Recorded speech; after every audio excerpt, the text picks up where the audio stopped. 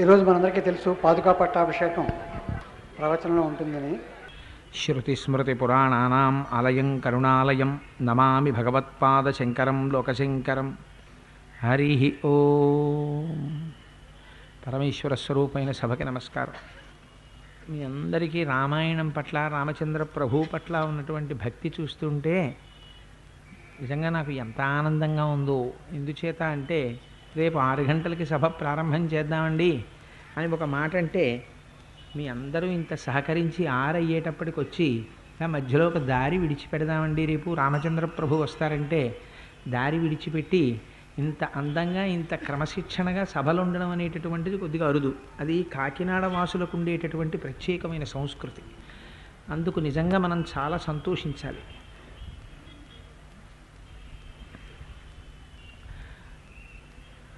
నిన్నటి రోజు ఉపన్యాసాన్ని పూర్తి చేసేసరికి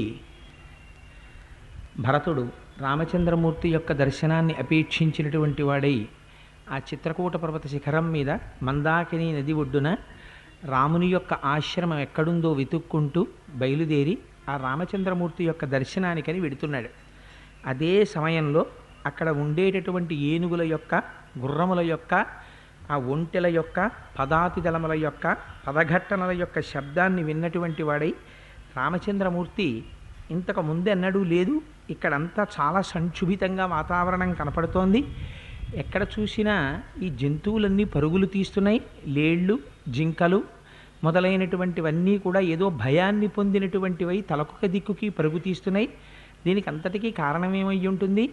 ఎక్కడో చూస్తే ఎవరో ఒక రాజో లేకపోతే రాజప్రతినిధో ఎవరో అరణ్యంలోకి వేటకొచ్చినట్టుగా అనుమానంగా ఉంది అని లక్ష్మణుణ్ణి పిలిచి, సీతమ్మ తల్లితో కూర్చుని ఉన్నాడు రాముడు. ఒకసారి లక్ష్మణుణ్ణి పిలిచాడు. పిలిచి అంటాడు, రాజావా రాజమాత్రోవా మృగయా మటతేవని అన్యద్వా శ్వపదం కించిత్ సౌమిత్రే జ్ఞాతుమర్హసి. లక్ష్మణ, ఎవరో రాజు కానీ రాజప్రతినిధి కానీ వేటకొచ్చినట్టు నాకు అనుమానంగా ఉంది, ఈ జంతువులు పరిగెడుతున్నాయి, ఒక్కసారి పరిశీలించి అసలు ఏం జరుగుతోందో నాకు చెప్పవలసింది అన్నాడు. రాముడి మాట చెప్పగానే అక్కడే దగ్గరగా ఉన్నటువంటి ఒక పుష్పించినటువంటి ఒక పెద్ద చెట్టు ఒకటి ఎక్కాడు లక్ష్మణమూర్తి. ఎక్కి మొట్టమొదట తూర్పు దిక్కుకి చూశాడు, ఏమీ కనపడలేదు. అక్కడ నుంచి ఒక్కసారి ఉత్తర దిక్కుకి తిరిగి చూశాడు. చూసేసరికి కోవిదార వృక్షం ధ్వజంగా కలిగినటువంటి ఒక పెద్ద సైన్యం కనపడింది. అందులో చతురంగ బలాలున్నాయి, ఏనుగులున్నాయి, గుర్రాలున్నాయి, పదాతిదళాలున్నాయి, దానితో పాటుగా 2 గుర్రములను పూంచినటువంటి రథాలున్నాయి. వీటన్నిటినీ చూసి అనుకున్నాడు, ఓహో అయితే భరతుడు వచ్చాడు అని. ఒక్కసారి ఆ పైనుంచి రామచంద్రమూర్తిని ఒక పెద్ద కేక వేశాడు. అన్నయ్య, అగ్నిం సంశమయత్వార్య సీతాచ భజతాంగుహాం సజ్జం కురుష్వ చాపంచ శరాంశ్చ కవచం తథా అంటాడు. అన్నయ్య, వెంటనే మన దగ్గర ఉన్నటువంటి అగ్నిహోత్రాలన్నింటినీ కూడా తగ్గించేసేయి, లోపలికి తీసుకెళ్ళి అగ్నిశాలలోకి చేర్చేసేయి. ఆ లోపల మన ధనస్సులు, చాపాలు, బాణాలు, అక్షయ బాణతూణీరాలు అన్నీ సిద్ధం చేసి ఉన్నాయి. వాటినన్నింటినీ పట్టుకుని తొందరగా రా. పట్టుకుని వచ్చినట్టయితే మనం యుద్ధం చెయ్యాలి. ఎందుచేత అంటే అదిగో భరతుడు వచ్చేస్తున్నాడు. తన తల్లి చేత సత్యపాశములతో మన తండ్రిని బంధించి నీకు దక్కవలసినటువంటి రాజ్యాన్ని తాను పొందడమే కాకుండా నిన్ను దండకారణ్యానికి 14 సంవత్సరములు అరణ్యవాసానికి పంపినదే కాకుండా మళ్ళీ నిన్ను శత్రుకంటకం లేకుండా చేసుకోవడం కోసమని నిన్ను సంహరించడానికి అరణ్యానికి వచ్చాడు. ఇంతకన్నా మంచి అదును దొరకదు. ఇంతకాలం ఏ కోపాన్ని లోపల తొక్కిపెట్టి దాచానో అటువంటి కోపం ఇవాళ పైకి పెట్టి డొంకల్లో అగ్నిహోత్రాన్ని వదిలిపెట్టినట్టుగా వదలడానికి నాకు అవకాశం కలిగింది. అన్నయ్య, నాకున్నటువంటి ఆ ధనస్సు, బాణాలు ఇలా పట్రా, ఇప్పుడు నేను నిష్కంటకం చేస్తాను శత్రువుల్ని. ఉత్తర క్షణంలో భరతుని యొక్క మెడ కత్తిరిస్తాను. ఏ భరతుడికి రాజ్యం అడిగిందో ఆ కైకమ్మని కూడా సంహరిస్తాను. ఇంత సైన్యాన్ని తీసుకుని నిన్ను తుదముట్టించడానికి వచ్చినందుకు ఈ సైన్యాన్నంతటినీ నిహతుల్ని చేస్తాను. ఈ కింద పడిపోయినటువంటి ఏనుగుల్ని, గుర్రాల్ని, మనుష్యుల్ని, వీటి కళేబరాల్ని తినడం కోసమని అరణ్యంలోంచి క్రూర మృగాలు బయటికి వస్తాయి. వచ్చి ఆ క్రూర మృగాలన్నీ వీటిని తింటుండగా నేను పరమ సంతోషాన్ని పొందుతాను. అన్నయ్య, అందుకని అటువంటి అవకాశం నాకు దొరికింది. ఈ అవకాశాన్ని నేను విడిచిపెట్టదలుచుకోలేదు. అందుకని తొందరగా నా ధనస్సు, అక్షయ బాణతూణీరాలు బయటికి పట్టరా.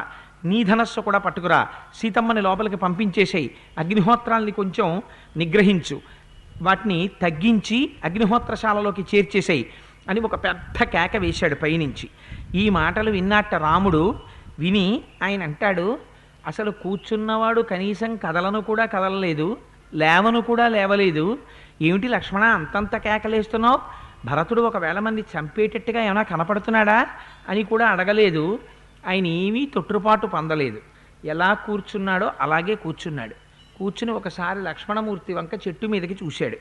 చూసి కిమత్ర ధనుషా కార్యం అసినావాస చర్మణ మహేశ్వాసే మహాప్రాజ్ఞే భరతే స్వయమాగతే పితుస్సత్యం ప్రతిశ్రుత్య హత్వా భరతమాగతం కింకరిష్యామి రాజ్యేన శాపవాదేన లక్ష్మణ ధర్మమర్థంచ కామంచ పృథివీంచాపి లక్ష్మణ ఇచ్చాపి భవతామర్థే ఏతత్ ప్రతిశృణోమితే విప్రియం కృతపూర్వంతే భరతేన కదానుకిం ఈ దృశం వా భయం తేద్య భరతం యోత్రశంకసే ఇది రాజ్యస్య హేతో త్వమిమాం వాచాం ప్రభాషసే వక్ష్యామి భరతం దృష్ట్వా రాజ్యమస్మై ప్రదీయతాం ఉచ్యమానోసి భరతో మయా లక్ష్మణతత్వతః రాజ్యమస్మై ప్రయచ్చేతి బాఢమిచ్చేవ వక్ష్యతి అంటాడు.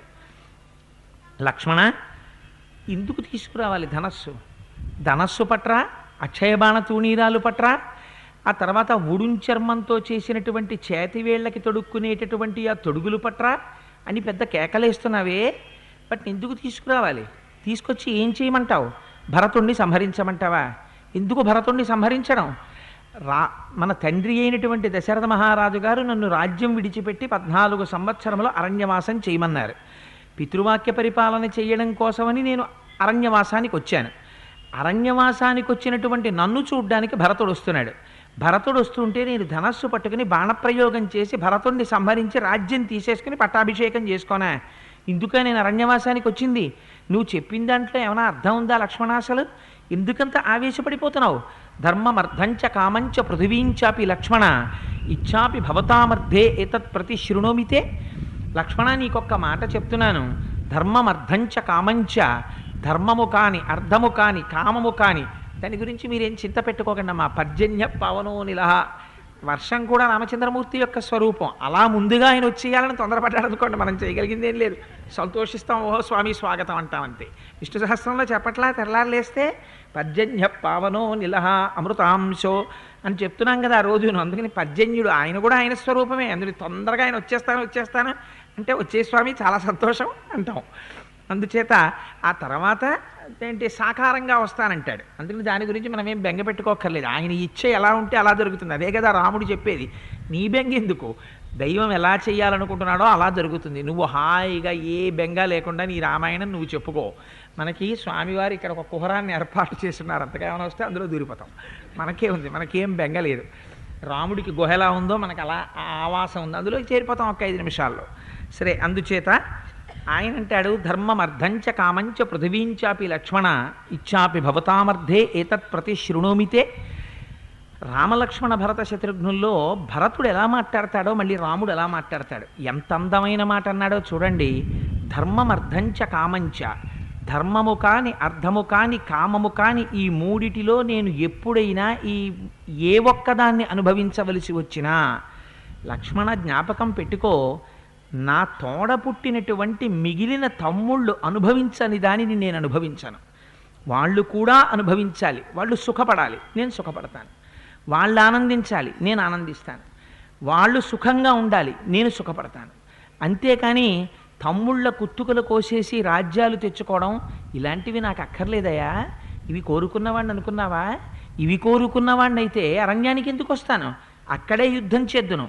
నాకు కావలసింది అది కాదు. అయినా నాకు తెలియక అడుగుతున్నాను. విప్రియం కృతపూర్వం తే భరతేన కదానుకిం.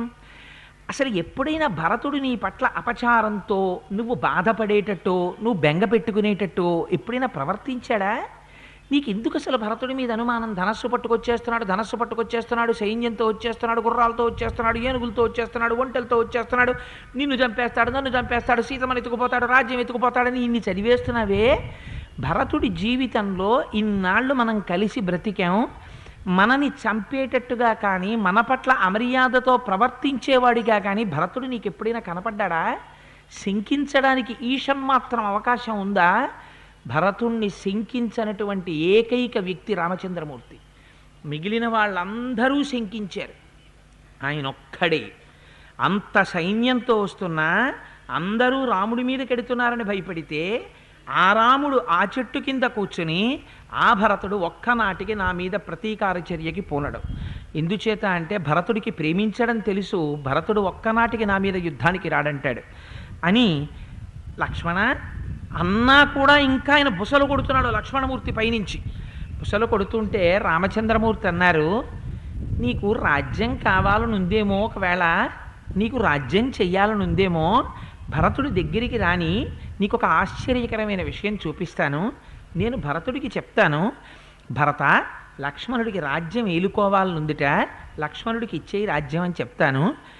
ఒక్క మాట మాట్లాడకుండా అన్నయ్య అదేమిటి అని కూడా అడగడు, ఇచ్చేస్తాడు. నువ్వు రాజ్యం తీసుకుందువుగానివి, భరతుడు ఎటువంటి వాడో చూద్దువుగానివి అన్నాడు. ఈ మాట అనేటప్పటికీ ఇంత లక్ష్మణుడు కూడా వ్రీళితాం సిగ్గుపడిపోయాట. సిగ్గుపడిపోయి కుంచుకుపోయి మాట మార్చడం కోసమని, అన్నయ్య దశరథ మహారాజు గారు వచ్చారేమోనన్నయ్య, ఒకవేళ నిన్ను విడిచిపెట్టి ఉండలేక వచ్చి నిన్ను చూద్దామని వచ్చారేమో, నేను అనుకోవడం నువ్వు ఎలాగో సత్యప్రతిజ్ఞుడివి కనుక నిన్ను వెనక్కి తిప్పి తీసుకెళ్ళడం కుదరదు. బహుశా నేను అనుకోవడం వదిన సీతమ్మ తల్లి ఈ దండకారణ్యవాసంలో క్లేశపడుతుంటుందని వదిన్ని తీసుకెళ్ళడానికి నాన్నగారు వచ్చి ఉంటారన్నయ్య అని మాట మార్చాడు. రాముడు కూడా గ్రహించాడు, మాట మారిస్తే మాట మార్చేకురే అని తిరగబడిపోడు రాముడు. తన తమ్ముడు లక్ష్మణుడు, ఆయన క్లేశపడితే తన క్లేశమే, ఎక్కడ దిద్దాలో అక్కడ దిద్దుతాడు, అంతకన్నా ఇంక నిందించడు. ఆయన అన్నాడు, నిజమే లక్ష్మణ, నాకు కూడా అలాగే అనిపిస్తోంది, నాన్నగారు వచ్చారేమో, కానీ ఎటువంటి సూక్ష్మబుద్ధో చూడండి. లేచి నిలబడి ఒక్కసారి ఆ సైన్యం వంక చూశాడు. నాన్నగారు అధిరోహించేటటువంటి శత్రుంజయం అనబడేటటువంటి భద్రగజం కనపడుతోంది, కానీ ఆ భద్రగజం మీద ఎప్పుడూ ఒక తెల్లటి గొడుగు రాజలాంఛనం ఉండాలి. ఆ తెల్లటి గొడుగు నీడలో నాన్నగారు కూర్చుని వస్తూ ఉంటారు, కానీ ఇవాళ భద్రగజం మీద తెల్లటి గొడుగు కనిపించట్లేదు లక్ష్మణ, నాకేదో భయంగా ఉంది, నాకేదో మనసు శంకిస్తోంది పీడని అన్నాడు. ఈ మాట అంటున్నాడు అని ఎవరొచ్చారా అని ఆలోచన చేసేలోగా అక్కడ భరతుడు ఎప్పుడెప్పుడు రామదర్శనం చేస్తానా అని ఉవ్విళ్ళూరిపోతున్నాడు. దూరంగా పర్ణశాలలోంచి వస్తున్న పొగ కనపడుతోంది, ఆ చెట్లకి కట్టినటువంటి గుడ్డ పీరికలు కనపడుతున్నాయి. దానితో పాటుగా అక్కడక్కడ లక్ష్మణుడు మందాకినీ నదీ జలాల్ని తెచ్చేటప్పుడు, దర్భల్ని తెచ్చేటప్పుడు, కందమూలాదులను తెచ్చేటప్పుడు దారి తప్పకుండా ఉండడం కోసమని చెట్లకి కట్టినటువంటి దర్భలు కనపడ్డాయి. వాటిని చూశాడు. చూసి అయ్యయ్యో ఇదే బహుశः రామచంద్రమూర్తి ఉన్నటువంటి పర్ణశాలకు వెళ్ళేటటువంటి మార్గం అని పరమ సంతోషంతో గట్టిగా అరుస్తాడు. యావన్న రామం ద్రక్ష్యామి లక్ష్మణం వా మహాబలం వైదేహీం వా మహాభాగాం నమే శాంతిర్భవిష్యతి. యావన్న చరణోభ్రాతు పార్థివవ్యం జనాన్వితౌ శిరసాధరయిష్యామి నమే శాంతిర్భవిష్యతి. యావన్న చంద్రసంకాశం ద్రక్ష్యామి శుభమాననం భ్రాతు పద్మపలాసాక్షం నమే శాంతిర్భవిష్యతి. యావన్న రాజ్యే రాజ్యార్హః పితృపైతామహే స్థితః అభిషేక జలక్లిన్నో నమే శాంతిర్భవిష్యతి. నా మనస్సుకి శాంతి లేదు. ఎప్పుడు నాకు శాంతి? యావన్న రామం ద్రక్ష్యామి లక్ష్మణం వా మహాబలం వైదేహీం వా మహాభాగాం నమే శాంతిర్భవిష్యతి. ఏనాడు లక్ష్మణునితో కూడినటువంటి రాముణ్ణి సీతమ్మ పక్కన కూర్చుని ఉండగా సంతోషంగా ఉన్నటువంటి రాముణ్ణి చూస్తానో ఆనాటి వరకు నా మనస్సుకి శాంతి లేదు. ఇది భరతుడి యొక్క శీలం. నిజంగా మహానుభావుడు కోరుకున్నది ఏదీ లేదు. రామ దర్శనం చేత తాను పునీతుణ్ణైపోవాలని వస్తున్నవాడు. యావన్న చరణోభ్రాతు పార్థివవ్యం జనాన్వితౌ శిరసాధారయిష్యామి నమే శాంతిర్భవిష్యతి అంటాడు. చూడ్డం కాదు, ఆ సీతారాముల యొక్క పాదములను నా తల మీద పెట్టుకోవాలి. పెట్టుకున్నప్పుడు వాళ్ళ పాదములకు ఉండేటటువంటి పద రజస్సు నా తల మీద పడాలి. పడినప్పుడు నా మనస్సుకి శాంతి కలుగుతుంది. యావన్న రాజ్యే రాజ్యార్హః పితృపై తామహే స్థిత అభిషేక జలక్లిన్నో నమే శాంతిర్భవిష్యతి. ఏనాడు బంగారు ఆసనం మీద సీతారాములు కూర్చునుండగా రామచంద్రమూర్తికి అభిషేకం జరిగి యావత్ సామ్రాజ్యమునకు పట్టాభిషిక్తుడు అవుతాడో ఆనాడు తప్ప నా మనస్సుకి శాంతి ఉండదు. ఈ మాటలో భరతుడు మనకు ఒక గొప్ప జీవిత సత్యాన్ని నేర్పుతున్నాడు. మనం కూడా ప్రతిరోజు పూజ చేస్తాం, కానీ పూజ చేసేటప్పుడు యథార్థమునకు పూజలో ఉండవలసినటువంటి భావన ఇది. మనం నిద్రపోయినంతసేపు ప్రశాంతంగా ఉంటాం. ఎందుకు ప్రశాంతంగా ఉంటాం? అబ్బాయి ఎంత హాయిగా ఉందో అనండి, నిద్ర పట్టేసింది అంటాం. నిద్ర పట్టేస్తే హాయిగా ఎందుకుంటుంది? నిద్ర పెట్టేస్తే హాయిగా లేదండి, నిద్రలో సుఖం లేదండి అన్నవాడు మీకు ప్రపంచంలో కనపడడం. నిద్రపోతే సుఖంగా ఉంటుంది. ఎందుకుంటుంది? నిద్రలో మనకి శత్రువులైనటువంటి ఉండవు. ఏమిటా శత్రువులు? ఇంద్రియాలు ఉండవు, మనస్సు ఉండదు. ఈ ఇంద్రియాలు పైకొచ్చాయా, కన్ను, ముక్కు, చెవు, నాలుక, స్పర్శేంద్రియం, మనస్సు, ఈ 6 కానీ పైకి లేచాయో ఇక తిప్పడం మొదలు పెడతాయి. ఒకే రథాన్ని 5 గుర్రాలు తలోవేపుకి లాగితే ఆ రథం ఎలా అటు ఇటు కదులుతుందో అలా లాగేస్తూ ఉంటాయి ఇంద్రియాలు. లాగి లాగి లాగి లాగి బడలిపోతాయి. అలిసిపోయినటువంటి ఇంద్రియముల లోపల ఉండేటటువంటి శక్తి వెనక్కి వెళ్ళిపోతుంది. కన్ను ఉంటుంది, చూడదు. చూడగలిగిన శక్తి వెనక్కి వెళ్ళి మనస్సులోకి వెళ్ళిపోతుంది. చెవు ఉంటుంది, వినదు. వినగలిగినటువంటి శక్తి వెనక్కి వెళ్ళి మనస్సులోకి వెళ్ళిపోతుంది. ఆ మనస్సు కూడా ఎంతసేపు నిద్రలేచి ఉంటుందో అంతసేపు స్వప్నావస్థని పొందుతాం. ఆ స్వప్నావస్థని పొందుతూ ఉన్నంతసేపు కూడా ఇంకా కొంచెం కదులుతూ ఉంటుంది మనస్సు. ఎందుకని? ఒకనాడు స్వప్నంలో చెట్టు కట్టి కొట్టేస్తున్నట్టు కల రావచ్చు, ఒకనాడు కాశీ వెళ్ళి విశ్వేశ్వరుడికి అభిషేకం చేస్తున్నట్టు కల రావచ్చు. రెండో కల వస్తే సంతోషం, మొదటి కల వస్తే బాధ. అందుకని అప్పుడు కూడా సుఖ దుఃఖాలు ఉంటాయి. కానీ సుషుప్తిలోకి వెళ్ళిపోయామనుకోండి, ఆ మనస్సు కూడా ఆత్మలోకి వెళ్ళిపోతుంది. వెళ్ళిపోయిందనుకోండి, ఇంద్రియాలు లేవు, మనస్సు లేవు, ప్రశాంతమైన స్థితిని అనుభవిస్తాం. కానీ యథార్థమునకు జాగృతిలో కూడా ప్రశాంతతను అనుభవించవచ్చు. ఎప్పుడు? అందుకే మహాజ్ఞానుల్ని పసిపిల్లలతో పోలుస్తారు. మీరు పసిపిల్లల్ని చూడండి, వాడికి ఏమీ బాధ ఉండదు. తండ్రిని పట్టుకు తినేయడం ఒక్కటే వాడి బాధ. వాడు ఒరే రేపు తిరుపతి వెళ్ళాలరా అని మీరు అన్నారనుకోండి, నాన్నగారండి నా ఈ ప్యాంటు పెట్టండి, నాన్నగారండి ఈ చొక్కా పెట్టండి అని ఇంత మూట అక్కడ ఎడతాడు. ఎందుకురా ఇవన్నీ, తిరుపతి ఇవన్నీ పట్టుకెళ్ళర్రా, 4 జతలు తాళరా అంటే వాడు ఏడుస్తాడు. అమ్మ చూడరా 4 చీరలు ఎట్టుకుంది, నేను 4 పంచెలు ఎట్టుకున్నాను రా అని మీరు వాడిని ఇంత కన్విన్స్ చేసి 4 ప్యాంట్లు అందులో పెడతారు. వాడికి ఏం బాధ్యత? వాడికి ఏం టికెట్ కొనుక్కోవాలా, లేకపోతే డబ్బులు దాచుకోవాలా, లేకపోతే జాగ్రత్తగా తెచ్చుకున్న ఆర్జితం టికెట్లు దాచుకోవాలా? ఏం దాచుకోవాలి? ఎంత హడావిడో. ఆ రైలు ఎక్కేస్తాడు, ఎక్కి ఇలా కూర్చున్న దగ్గర నుంచి అప్పర్ బెర్త్ ఎక్కుతానంటాడు. ఆ పాపం ఎవరు ఎక్కిస్తారు? మళ్ళీ తండ్రి గారు లేచి అప్పర్ బెర్త్ ఎక్కిస్తాడు. ఎక్కినవాడు అటు కూర్చోబెడితే ఉండడు, ఇటువైపుకి దూకుతానంటాడు. పోన్లేరా అలా దూకరా పడిపోతావని చెప్పి తండ్రి మళ్ళీ ఇటు మారుస్తాడు. ఉంటాడా? ఉండడు, దిగిపోతానంటాడు. మళ్ళీ దింపేస్తాడు. ఇన్ని చేస్తున్నా వాడికి ఒక్కటే లోపల ధైర్యం. ఏమిటి? మా నాన్నగారు ఉన్నారు. నాన్నగారు రాజమండ్రి రైల్వే స్టేషన్లో అరటిపళ్ళు కొనడానికి కిందకి దిగారనుకోండి, వాడు ఏం చేస్తాడు? రైలుకో సిగ్నల్ ఉంటుంది, అది ఇచ్చే లోపల నాన్నగారికి రైలు ఎక్కేయడం తెలుసని వాడికి తెలియదు. నాన్నగారండి రైలు ఎక్కేయండి, నాన్నగారండి రైలు ఎక్కేయండి అని ఏడుస్తుంటాడు. ఈ అదును చూసి నాన్నగారికి ఇదే ఇప్పుడు నేను కక్ష తెచ్చుకునే సమయం అని ఒళ్ళు మండి, ఒరే నువ్వు విసిగించేస్తున్నావు, నువ్వు వెళ్ళిపో, నేను ఉండిపోతాను ఇక్కడ అంటాడు. ఇంకా వాడు ఆ కిటికీలోంచి చేతులు బయటెట్టి, ఎందుకు లోపల అమ్ముంది, బయట నాన్న ఉన్నారు, ఏ ఒక్కరిని వాడు వదలలేడు. అది కిటికీలోంచి చేతులు బయటెట్టి ఏడుపు మొదలెడతారు. నాన్నగారండి వచ్చేయండి, నాన్నగారండి వచ్చేయండి, నాన్నగారండి అని. అలా మనం కూడా జీవితంలో నా వెనక పరమేశ్వరుడు ఉన్నాడు.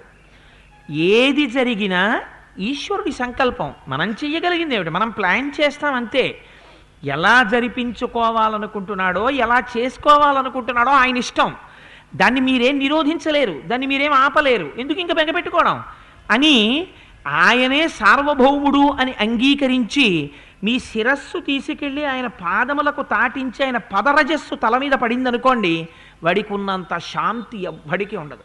వాడు ప్రశాంతంగా ఉంటాడు. వాడికి ఎప్పుడు భగవద్దర్శనంలో తప్ప వేరొక విషయంలో ఏ విధమైనటువంటి కంగారు లేదనుకోండి, వాడు ప్రశాంతంగా ఉంటాడు. అందుకని ఎప్పుడు శాంతి. ఒక పక్క రాజ్యం ఇస్తామంటే శాంతి లేదు, అశాంతికి కారణమైంది. నువ్వు భరద్వాజుడు పెద్ద సభ పెట్టి అనుభవించవయ్యా అంటే అశాంతికి కారణమైంది. ఎప్పుట్ట శాంతి? సీతారాముల దర్శనమైతే శాంతి, లక్ష్మణుడు కనపడితే శాంతి, రాముడు సింహాసనం గుచ్చుకుంటే శాంతి. నన్ను రాజ్యం ఏలమంటే నాకు అక్కర్లేదు. అంటే నా అంతవాడను నేను అనడం నాకు ఇష్టం లేదు. నేను ఎప్పుడూ ఈశ్వరుడి యొక్క భృత్యుణ్ణి. అంటే భక్తితో బ్రతకడమే ఇష్టం. అందుకే మహాజ్ఞానులైన వారు కూడా ఎక్కడా స్వతంత్రత ప్రకటించలేదు. వారు ఎప్పుడు చెప్పినా ఏం చెప్పారంటే, శంకర భగవత్పాదులంతటి వారు శివానందలహరి చేస్తే అందులో స్వామి నాకు ఎటువంటి జన్మనైనా రాని, నరత్వం దేవత్వం నగవన మృగత్వం మశకత పశుత్వం కీటత్వం భవతు విహగత్వాది జననం సదాత్పాదాబ్జ స్మరణ పరమానందలహరి విహారాసక్తం చేద్రూతయమిహ కింతేన వపుష అంటారు. ఏ శరీరం వచ్చినా ఇబ్బంది లేదు. ఎందుచేత అంటే చేసుకున్న పాపపుణ్యాలను బట్టి శరీరాలు వస్తాయి. అందరూ మనుష్యులుగా జన్మిస్తారు. ఏమిటి ఉపయోగం? మనుష్యుడిగా జన్మించినంత మాత్రం చేత ఉపయోగం ఏం లేదు. మనుష్యుడిగా జన్మించిన తరువాత దీన్ని నడిపిస్తున్నవాడు భగవానుడని తెలుసుకొని భగవంతుడి పట్ల భక్తిగా ఉండగలిగినటువంటి స్థితి ఏర్పడినప్పుడు మానవ జన్మకి సార్థకత. అది లేనప్పుడు మిగిలినటువంటి షడూర్ములు ప్రపంచానికి అంతటికీ ఉన్నాయి. కుక్కలున్నాయి, నక్కలున్నాయి, పిల్లులున్నాయి, పందులున్నాయి, నలులున్నాయి, చీమలున్నాయి. పిపీలికాది పర్యంతంలో అన్నింటికీ ఆకలి దప్పులు, శోకమోహములు, నిద్రా మైథునములు, మరణభయము ఇవన్నీ అన్నిటికీ ఉన్నాయి. మనకొక్కళ్ళకే కాదు. మనుష్య జన్మకు ఉండవలసినది ఏదైనా ఉంటే భగవద్భక్తి ఒక్కటి మిక్కుటంగా కావాలి. అందుచేత భరతుడు పాఠం నేర్పుతున్నాడు. ఎన్నడు శాంతి? సీతారామ దర్శనంలో నాకు శాంతి. ఎన్నడు శాంతి? ఆ రాముడి పక్కన నిలబడి సేవ చేసేటటువంటి లక్ష్మణుణ్ణి చూసినప్పుడు శాంతి. అందుకని ఎవరితోడైనా సంబంధం ఎందువల్ల శాంతినిస్తుంది?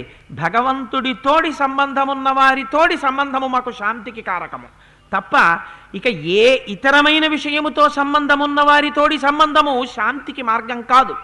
ఈ రహస్యాన్ని ఇవాళ భరతుడు ఆవిష్కరిస్తున్నాడు. అందుకని నీకు చాలా ప్రశాంతమైన జీవితం గడపాలనుందా? నీకు ఉండవలసిన సంబంధం భగవంతుడితోడి సంబంధం ఉన్నవారితోటి. నీకు అశాంతితో జీవించాలనుందా? అదొక్కటి విడిచిపెట్టి మిగిలిన అన్నిటితో సంబంధం పెట్టుకున్న వాళ్ళతో నువ్వు సంబంధం పెట్టుకుంటే కావలసినంత అశాంతికి కావలసినవన్నీ వాళ్ళు తెచ్చిస్తారు. శాంతినివ్వగలిగిన వాడు ఒక్క ఈశ్వర సంబంధం ఉన్నవాడే. అందుకని లక్ష్మణుడితోటి సంబంధం కావాలి, అందుకని లక్ష్మణ దర్శనం కావాలి, అందుకని రాముడు సింహాసనంలో ఉండాలి అని మహానుభావుడు పరుగు పరుగున వెళ్ళాట.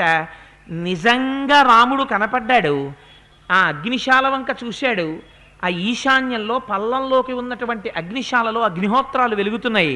ఆ తెచ్చినటువంటి ధనస్సులు, అక్షయబాణ తూణీరాలు మొదలైనవన్నీ పాతాళలోకంలో భోగవతి ఎలా ఉంటుందో అలా పావులు చుట్టుకు పడుకున్నట్టుగా పడున్నాయి. చూశాడు.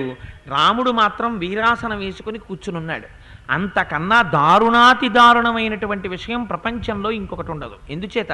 వీరాసనం వేసుకుని కూర్చోవడం అంటే ఏమీ సరి అయినటువంటి ఆసనం లేనప్పుడు రాజాధిరాజుగా ఉండవలసిన వాడు, సింహాసనం మీద కూర్చోవలసిన వాడు, ఇవాళ రామచంద్రమూర్తి ఒక అరుగు లాంటి దాని మీద కూర్చుని పృష్ఠాన్ని కటిక నేలకి చేర్చి తన ఎడమకాలు తీసి కుడికాలు మీద వేసుకు కూర్చుంటే వీరాసనం వేసుకు కూర్చున్నారు అంటారు. అందుకని ఇవాళ అటువంటి వీరాసనం వేసుకుని కూర్చున్నట్ట.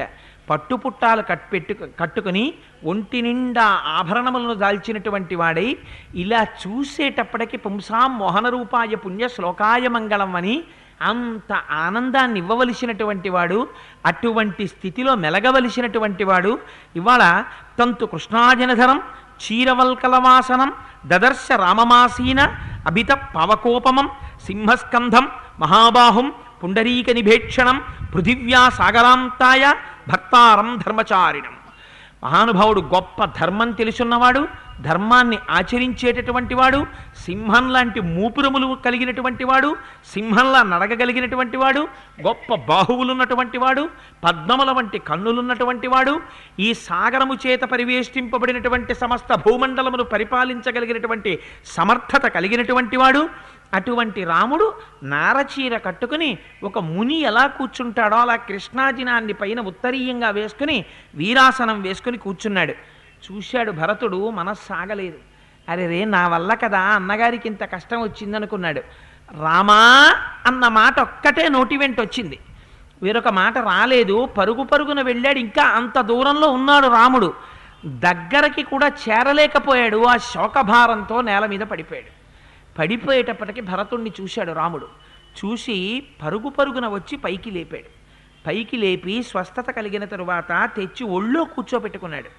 కూర్చోపెట్టుకుని కళ్ళు తుడిచి ఆ గడ్డం పట్టుకుని పైకెత్తి, ఏమిటి నాన్న భరత, ఏమిటి వేషం, ఈ నారచీరేమిటి, ఈ కృష్ణాజనం ఏమిటి, ఆ తలంతా జటలు కట్టుకోవడం ఏమిటి, ఇంత నల్లటి స్వరూపం ఏమిటి, ఆ భరతుడి జుట్టు ఎంత అందంగా ఉండేదంటేట, ఎక్కడైనా మంచి పుష్పమాల కనబడితే దాచేవట దశరథ మహారాజు గారు.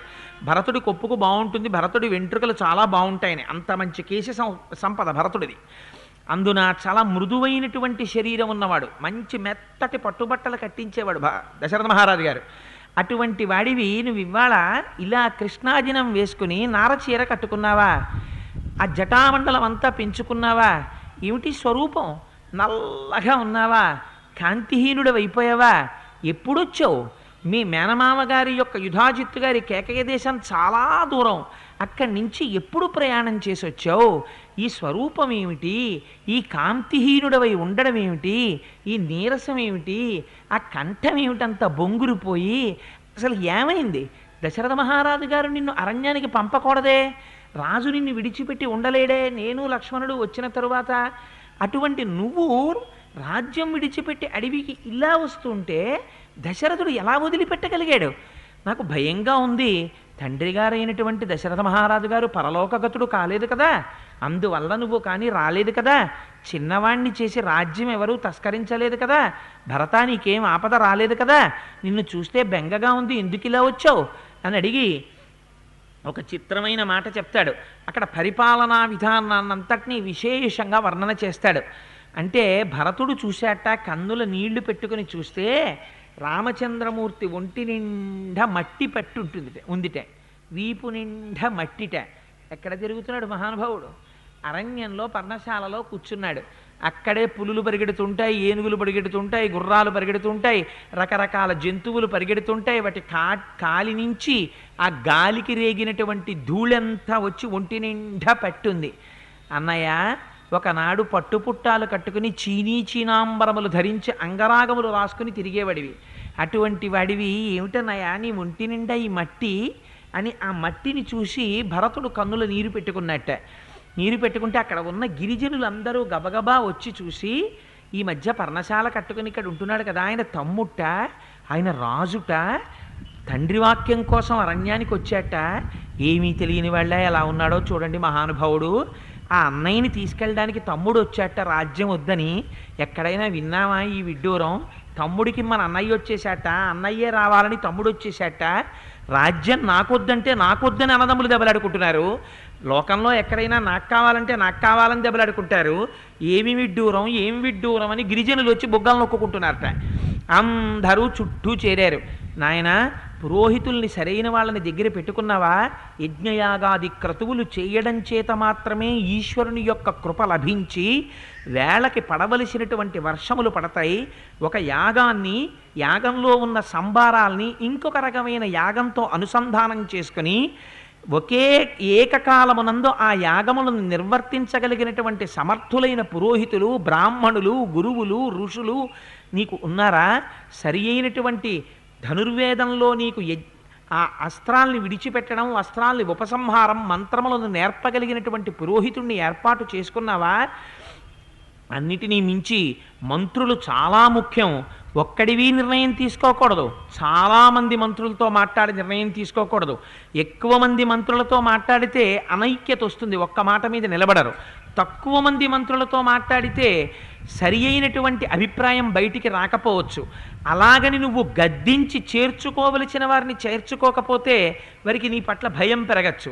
అలాగని నువ్వు అందరినీ దగ్గర చేర్చుకుంటే వారికి నీ యందు భయం లేకపోవచ్చు. అందుకని ఎప్పుడు నీ దగ్గరికి చేర్చుకోవాలో, ఎప్పుడు దూరం పెట్టాలో, ఈ రెండిటిలో సమతౌల్యాన్ని పాటిస్తున్నావా? జాగ్రత్తగా నడుపుతున్నావా? ఉపధ పరీక్షలు నిర్వహిస్తున్నావా మంత్రులకు అని అడిగాడు. అంటే పూర్వకాలం రాజులు మంత్రిని నిర్ణయించుకుంటే మంత్రి పదవి ఇచ్చే ముందు రహస్యంగా తమ అంతఃపురకాంతలకి వీళ్లే కానుకలు ఇచ్చి రాజులు ఎవ్వరికీ తెలియకుండా అంతఃపురకాంత తన దగ్గర ఉన్నటువంటి వారితోటి పరిచారకుల ద్వారా ఆ మంత్రి పదవిలోకి నిర్ణయింపబడిన వాడికి కానుకలు పంపినట్టుగా పంపించేవారు. పంపిస్తే అంతఃపురకాంతలు నాకు కానుకలు పంపించారని వాళ్ళని చూడ్డానికి వచ్చి వాళ్ళతో మాట్లాడి చనువు పెంచుకొని ఇక ఆఫీస్కి రావడం మానేసి అక్కడ తిరగడం మొదలెడతాడేమో అని పరీక్ష పెట్టేవారు.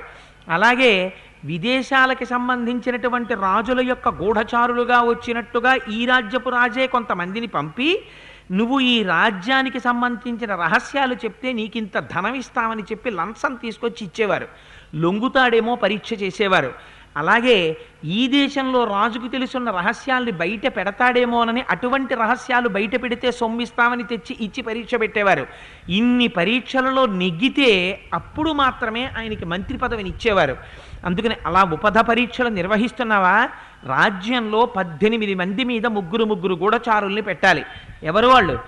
ఇవాల్టి రోజున మనం ట్రెజరీ డిపార్ట్మెంట్ అని పిలుస్తామే, దానితో సహా కలిపి చెప్పాడు మహానుభావుడు రామచంద్రమూర్తి. అక్కడ నుంచి కోట రాజద్వారాన్ని కాపాడేటటువంటి కావలివాడి దగ్గర నుంచి ఎక్కడెక్కడ ముఖ్యమైనటువంటి పనులు నిర్వహిస్తూ ఉంటారో వాళ్ళ మీద ముగ్గురు గూఢచారులు ఉండాలి. ముగ్గురు గూఢచారులకి ఒకరికొకరు గూఢచారులమని తెలియకూడదు. అలా గూఢచారుల్ని పెట్టి గూఢచారుల ద్వారా వార్తలు వినాలి.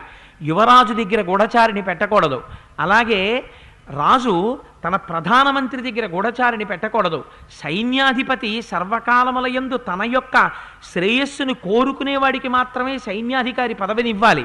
అలాగే విదేశాలలో ఉండేటటువంటి ఇతర రాజ్యాల్లో ఉండే ముఖ్యమైనటువంటి హోదాలలో ఉన్న వాళ్ళ దగ్గర ఈ రాజ్యపు గూఢచారుల్ని పెట్టాలి.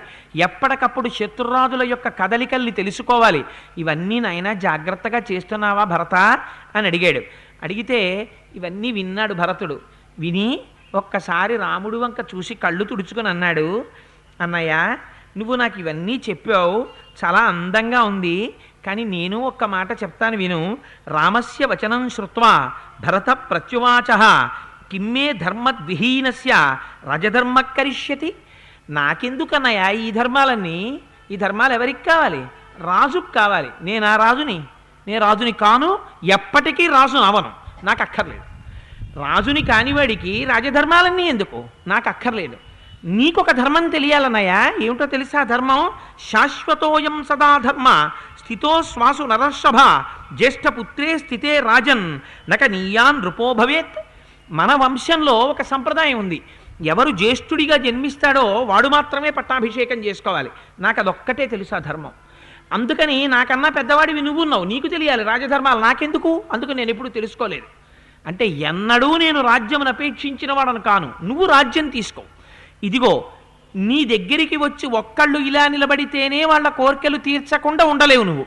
అలాంటిది ఇవాళ సామ్రాజ్యంలో ఉన్న ఇంతమంది బయలుదేరి వచ్చారు, వాళ్ళ కోరికను ఎలా తీర్చకుండా ఉండగలవు? అందుకని అన్నయ్య తిరిగొచ్చి పట్టాభిషేకం చేసుకో అంటూ, అన్నయ్య నేను లేనప్పుడు మా అమ్మ 2 కోరికలు కోరింది. సత్యబద్ధుడై దశరథ మహారాజు గారు ఆ కోరికలు రెండిటినీ కైకకి తీరుస్తానన్నారు.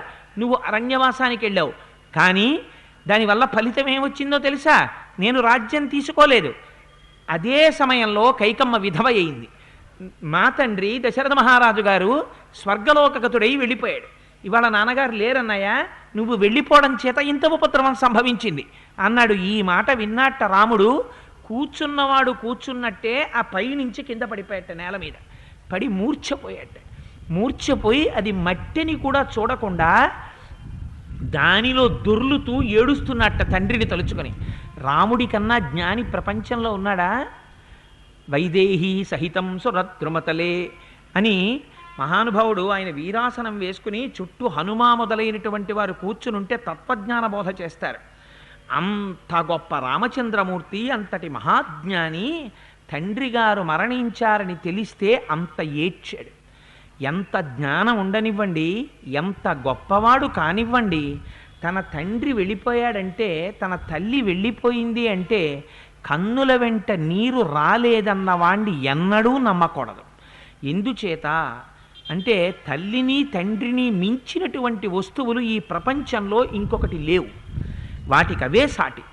అటువంటి తల్లి కానీ తండ్రి కానీ శరీరం విడిచిపెట్టి వెళ్ళిపోయిన తర్వాత ఏడ్పు రాలేదు అంటే వాడు ప్రాథమికంగా అసలు మనిషిగా ఉండడానికి వాడిలో ఏదో తేడా ఉన్నట్టు. అలా ఉండడానికి వీల్లేదు. అంతటి మహాజ్ఞాని శంకర భగవత్పాదులంతటి వారు తల్లిగారు శరీరం విడిచిపెడితే, అమ్మా నువ్వు విడిచిపెట్టే ముందు తలుచుకుంటే నేను వస్తానమ్మా అన్నారు. అందుచేత అమ్మే నాన్నగారు నాన్నగారే ప్రపంచంలో. అందుకని అంత ఏడ్చేట, ఏమిటి ఇంత ఏడుస్తున్నాడు రాముడు, ఎన్నడూ లేనిది రాజ్యం పోతే ఏడవలేదు, ఆఖరికి దండకారణ్యవాసం చెయ్యవలసి వస్తే ఏడవలేదు, అటువంటి రాముడేమిటి నేల మీద పడి వెక్కి వెక్కి ఏడ్వడం ఏమిటని సీతా లక్ష్మణుడు గబగబా పరిగెత్తుకొచ్చారట.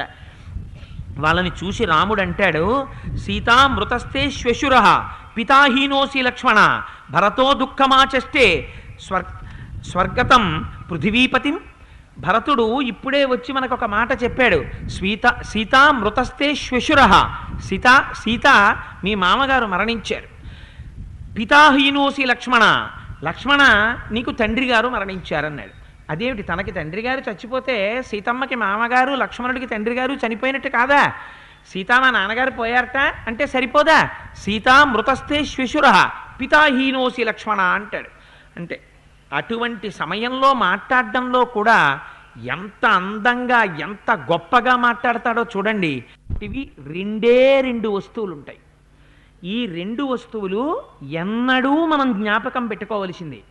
భర్త రక్షకుడే, కానీ భర్త భార్య నుంచి అసలు అభిన్నుడు. రెండవ వాడిగా చెప్పడానికి వీల్లేదు. భార్యాభర్తలంటే ఒకటే. అందుకే మన సంప్రదాయంలో అసలు భార్యకి భర్తకి మధ్యలోంచి నడవరు కూడా.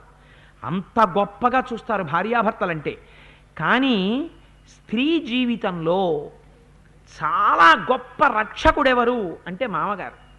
ఎందుచేత అంటే మామగారికి కోడలంటే ఉంటుందిట ప్రీతి, ఎంత ప్రీతో చెప్పలేనట, అంత గొప్పగా సంతోషిస్తాట మామగారు. అందుకే మామగారు వెళ్ళిపోతే స్త్రీ సర్వకాలములయందు తన అభ్యున్నతిని కోరుకునేటటువంటి మామగారు వెళ్ళిపోవడం స్త్రీకి గొప్ప రక్షణ వెళ్ళిపోయినట్టు. ఇంకా మామగారు వెళ్ళిపోతే ఆ స్థానం మాత్రం ఇక భర్తీ అవ్వదు. ఆ స్థానం అంతే. ఇంకా అది మామగారి స్థానం మామగారే. పినమామగారులు ఉండనివ్వండి, పెదమామగారులు ఉండనివ్వండి, మామగారి సాటి రారు. అందుచేతనే సీతా మృతస్తే శ్వశుర, అంత కైకమ్మని ఏ విషయంలోనూ ఎదిరించని వాడు కైకా నోర్మొయ్. నా కోడలు అరణ్యంలో నారచీర కట్టడమా? అమ్మా నువ్వు కట్టుకోవద్దు, నువ్వు 14 సంవత్సరములు కట్టిన పట్టుపుట్టం కట్టుకోకుండా కట్టుకుంటే ఎన్ని పట్టుపుట్టములు కావాలో అన్ని పట్టుపుట్టములు మూటలు కట్టి పంపిస్తానని పంపించినటువంటి వాడు దశరథుడు. నగలిచ్చి పంపించినవాడు. కోడలి యొక్క అభ్యున్నతిని కోరుకుని మురిసిపోతాట మామగారు. అటువంటి వాడు దశరథుడంటే. కైక వరాలు అడగగానే ముందు జ్ఞాపకం వచ్చింది సీతమ్మ. నేను రాముణ్ణి అరణ్యవాసానికి పంపించేశాక సీతమ్మ వచ్చి నా పాదాల దగ్గర కూర్చుని, మామగారు ఎందుకు పంపించేశారండి మా వారిని దండకారణ్యానికి అని ఏడుస్తూ ఒక కిన్నెరిలా నా కాళ్ళ దగ్గర ఏడిస్తే, నేను అటువంటి మైథిలి యొక్క ముఖాన్ని ఎలా చూడనని ఏడ్చాడు దశరథ మహారాజు గారు ఆ రోజున. అందుకని కోడలికి బాధ వస్తోందంటే, కోడలికి ఇంత బాధ వస్తే మామగారు దాన్ని ఇంత బాధగా బెంగబెట్టుకుంటాడు. అందుకని మామగారి లాంటి స్థానం ఇహ రాదు. అందుకని సీతా మృతస్తే శ్వశుర, సీతా నీకు మామగారు లేరు. పితాహీనోసి లక్ష్మణ, లక్ష్మణ నీకు తండ్రి లేడు. నాకు తండ్రి లేడనడు. తండ్రి ఎంత వయస్సు రానివ్వండి, తండ్రికి ఒక లక్షణం ఉంటుంది. తండ్రి దగ్గరికి ఒక్కనాడు కొడుకు రాడు. తండ్రి గారు వృద్ధుడైపోతాడు, ఎక్కడో ఉంటాడు. నాన్న నేను రాలేనురా, ఒక్కసారి రారా, నిన్ను చూడాలనుందిరా అని ఉత్తరాల మీద ఉత్తరాలు రాస్తాడు. నాన్నగారండి నాకు రావడానికి కుదరదండి, ఇప్పుడే ప్రమోషన్ లిస్టులో ఉన్నాను, అందుకని చెప్పి ఒక 6 నెలలు ఎక్కడికి వెళ్లకుండా ఉంటే నాకు ప్రమోషన్ వస్తుంది, నేను రాలేనండి అంటాడు. తండ్రి మనసు సరిపెట్టుకుంటాడు. అదే కొడుక్కి రాత్రి పగలు పని చేయడం వల్ల వేడి చేసి కామెర్ల వ్యాధి వచ్చి ఆసుపత్రిలో జాయిన్ అయ్యాడు, పర్వాలేదు తగ్గిపోతుందట మామయ్య గారు, కానీ డాక్టర్లు అలా చెప్పారండి అని మామగారికి ఫోన్ చేసింది అనుకోండి కోడలు, తన దగ్గరికి ఇన్నాళ్ళ నుంచి కొడుకు రాలేదని అక్కసు పెట్టుకోడు. వెంటనే కళ్ళొత్తుకుని రోహిణీ కార్తిలో ఏటీఎం కార్డు అట్టుకుని డబ్బులు డ్రా చేసి తెచ్చుకుని, రిజర్వేషన్ లేకపోతే జనరల్ కంపార్ట్మెంట్లో డోర్ దగ్గర నిలబడి గట్టిగా 1 గంట నిలబడలేనివాడు డోర్ దగ్గర నిలబడి ప్రయాణం చేసి ఆ కొడుకు కోసమని చెప్పి వెళ్ళి ఆ కొడుకుని చూసి డాక్టర్లతో మాట్లాడి వాడికి తగ్గుతుందన్నా కూడా అన్నం సహించక తనకేమీ తోచకపోయినా ఆ కొడుకుకి స్వస్థత కలిగే వరకు కాలు కాలిన పిల్లిలా ఆ ఇంట్లోనే ఉండి తిరిగి కొడుక్కి స్వస్థత చేకూరిన తర్వాత ఈలోగా తన ఆరోగ్యం బాగా పాడైపోతున్నా కొడుకు ఆరోగ్యం దెబ్బతింటిందేమో అని పైకి చెప్పకుండా దాచుకుంటాడు. తన యొక్క క్షీణతని కూడా వ్యక్తం చెయ్యడు కొడుకు యొక్క వృద్ధి కోసం. అటువంటి రక్షకత్వం సహజంగా తండ్రిలో ఉంటుంది. అటువంటి తండ్రి శరీరం పడిపోతే తద్దినం పెట్టనివాడు, తండ్రి శరీరం పడిపోయినటువంటి తిథిని గుర్తు పెట్టుకోనివాడు ఎంత కృతజ్ఞుడో మీరు చూడండి. అందుకే శాస్త్రం ఒక్కటే చెప్పింది, ఎవరిని పడితే వారిని పుత్రుడని పిలవకు. పుత్రుడని పిలవాలంటే 2 లక్షణాలు ఉండాలి.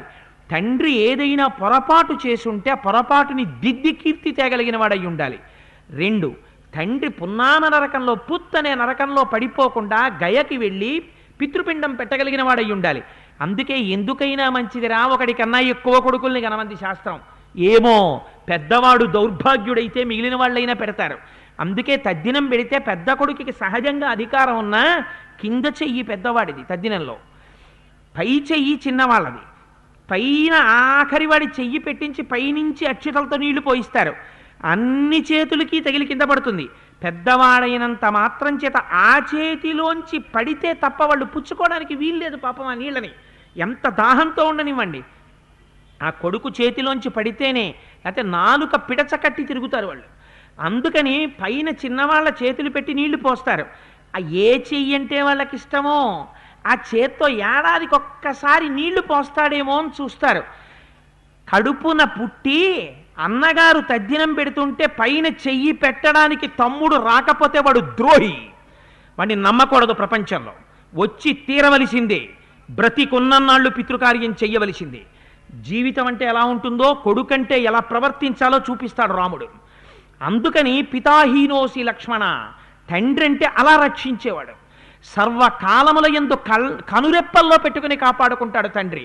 అటువంటి తండ్రి నాకు లేడని నేను అనను. ఎందుకని? తనకి అవసరం లేకపోయినా నన్ను రక్షించుకోవడానికి లక్ష్మణుడు అరణ్యవాసానికి వచ్చాడు. అందుకని నాకు తండ్రి ఉన్నట్టే.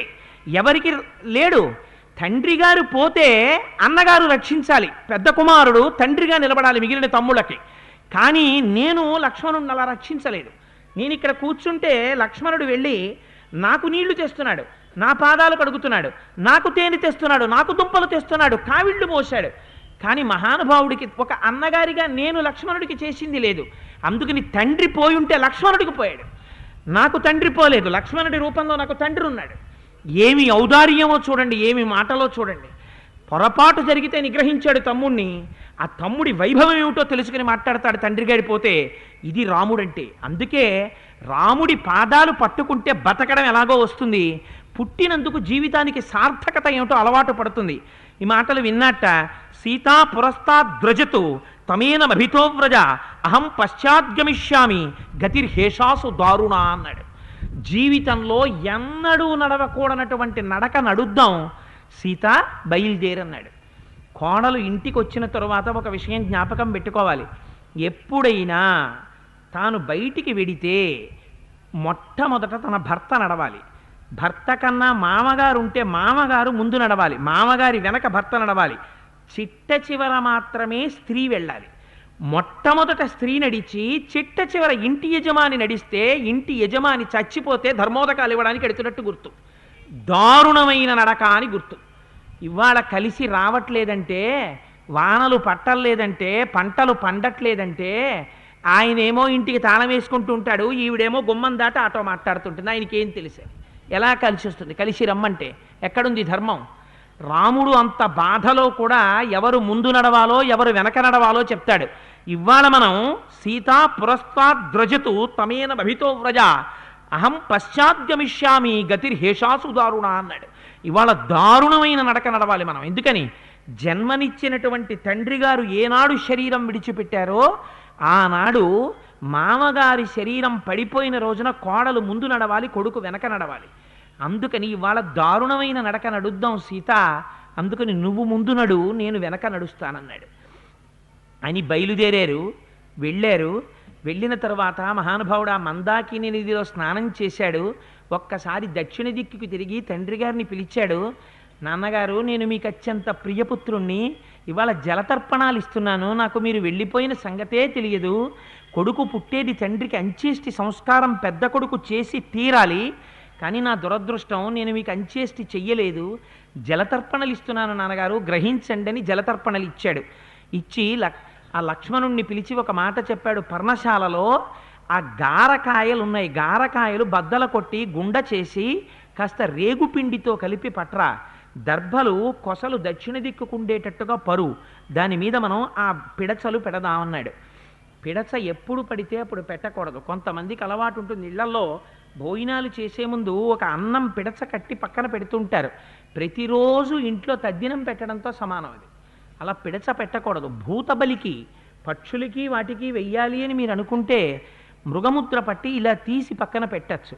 వేలి యొక్క సారలు పడేటట్టుగా పిడచ కట్టి పెట్టకూడదు. అందుకే ఇంట్లో పెద్దలైన వారు ఉంటే పడిశం పడుతుందేమో అని ఒక అలవాటు ఉంటుంది. ఇంటి యజమాని విస్తట్లోకి భార్య ఏం చేస్తుందంటే ఓ గరిటెతో నెయ్యేసి నెయ్యిలో కాస్త మిరియం, ఆ తర్వాత వాము మొదలైనవి నేతిలో వేయించి తెచ్చి యజమాని విస్తట్లో వేస్తుంటారు. వేస్తే యజమాని వేడన్నంలోకి కలుపుకుని నైవేద్యం పెట్టి వ్యాహృతులు పుచ్చుకున్న తర్వాత కలిపి తాను తీసి పిల్లలకి భార్యకి ఇస్తాడు. అప్పుడు కూడా పిడచ కట్టివ్వడానికి వీల్లేదు. మృగమద్ర పట్టి విడిన అన్నం ఇవ్వవలసిందే, పిడచ కట్టి మాత్రం ఇవ్వకూడదు. అందుకని అసలు పిడచ కట్టి మనమే తినాం. అందుకని పిడచలు కట్టి పెట్టాడు. పిడచలు కట్టి పెడితే దర్భల మీద అది కేవలం పితృకార్యం. పితృకార్యం పెట్టడంలో కూడా ఎంత గొప్ప మాట మాట్లాడాడో చూడండి. ఒక కొడుకు పుట్టాడు అని తల్లిదండ్రులు ఎందుకు సంతోషిస్తారంటే తనకి శరీరంతో ఉన్ననాళ్ళు వాడు సుఖ పెట్టాడో పెట్టకపోయాడో, తను తెచ్చుకున్న దానితో తానే తింటాడు, తనకి ఒంట్లో ఓపికన్ననాళ్ళు కొడుకుని కష్టపడి పెంచుతాడు. కొడుకు తండ్రి సొమ్ము తింటాడు, కానీ తండ్రికి కొడుకు సొమ్ము పెట్టింది చాలా తక్కువ. యథార్థమునకు తండ్రి ప్రేమ లేనినాడు కొడుకు అసలు అంత అభ్యున్నతిలోకి రానే రాడు. అటువంటి తండ్రి కోరుకునేది ఏది అంటే సంవత్సరంలో ఏ తిథినాడు ఆయన శరీరం పడిపోయిందో ఆ శరీరం, ఆ లోపల ఉండేటటువంటి జీవుడు 3 తరాలు దాటిపోయేంత వరకు మిట్ట మధ్యాహ్నం 12 గంటల వేళ దాహార్తితో వస్తారు. ఒక్కసారి వచ్చి చూస్తారు, తనవారు పోస్తారా నీళ్లు, తనవారు పెడతారా అన్నమని. పెట్టకపోతే వేరొకరు పెట్టినా ముట్టదు. అది కొడుకు ఉండడం వల్ల ఉపయోగం, కొడుకు ఉండడం వల్ల పెద్ద శాపం. వాడు పెట్టలేదనుకోండి, వాళ్ళు అలా ఆకలితో మళ్ళలాడుతూ పడి ఉండడమే, ఇంకెవ్వరూ పెట్టరు వాళ్ళకి. అలా పడుంటారు. ఇవాళ తద్దినాలంటే చాలా చులకనైపోయాయి. బ్రాహ్మణ కుటుంబాల్లో తద్దినాలు మానేసిన దౌర్భాగ్యులు ఉన్నారు నాకు తెలుసు. వాళ్ళని నేను అంతకన్నా గౌరవమైన మాటలతో నేనేం పిలవను. సభాముఖంగా కోటేశ్వరరావు దౌర్భాగ్యుడు అన్నాడు ఏమిటని మీరు అనుకుంటే అనుకోండి. అంతకన్నా గొప్ప గొప్ప బిరుదులతో వాళ్ళని పిలవవలసిన అవసరం నాకేం లేదు. వ్యాసపీఠం మీద ఉండగా నాకు ఎవడి మీద గౌరవము లేదు, నేనెవడికి భయపడేది లేదు. తండ్రికి తద్దినం పెట్టని వాడు దౌర్భాగ్యుడే నా దృష్టిలో. అందుచేత మహానుభావుడు ఎంత గొప్ప మాట అంటాడో చూడండి. ఐంగుదం బదరీ మిశ్రం పిణ్యాకం దర్భ సంస్థరే న్యస్య రామ సుదుఃఖార్తో రుదన్వచనమబ్రవీత్. ఏడుస్తూ రేగుపిండి గారపిండి ముద్దలు 2 తెచ్చి దర్భల మీద పెట్టి ఒక మాట అన్నట్ట. తండ్రి గారే ఎదురుగుండా వచ్చి ఇలా చెయ్యి చాపినా సరే పెట్టడానికి వీల్లేదు. గొప్పతనం ఏమిటో తెలుసా అండి? పెద్ద కొడుకు దర్భల మీద పెట్టిందే వాళ్ళు పుచ్చుకుంటారు. అందుకని దర్భల మీద మాత్రమే పెట్టాలి. అందుకని దర్భల మీద పిడచలు పెట్టి ఒక మాట చెప్పాడు. ఇదం భుంక్షు మహారాజా ప్రీతో యదశనావయం యదన్న పురుషోభవతి తదన్నాస్త్యస్య దేవతాః. కొడుకుకి ఒక నియమం ఉంది. తండ్రి తద్దినం పెట్టమని అడిగేటప్పుడు తండ్రికి ఇష్టం, మా నాన్నగారికి సాంబార్ అంటే ఇష్టమండి, ములక్కాళ్ళు అంటే ఇష్టమండి, అలా పెట్టమని తద్దినం ఎవరు చెప్పలేదు ప్రపంచంలో. తద్దినానికి ఒక నియమం ఉంది, ఎలా ఉండాలో అలాగే ఉండాలి.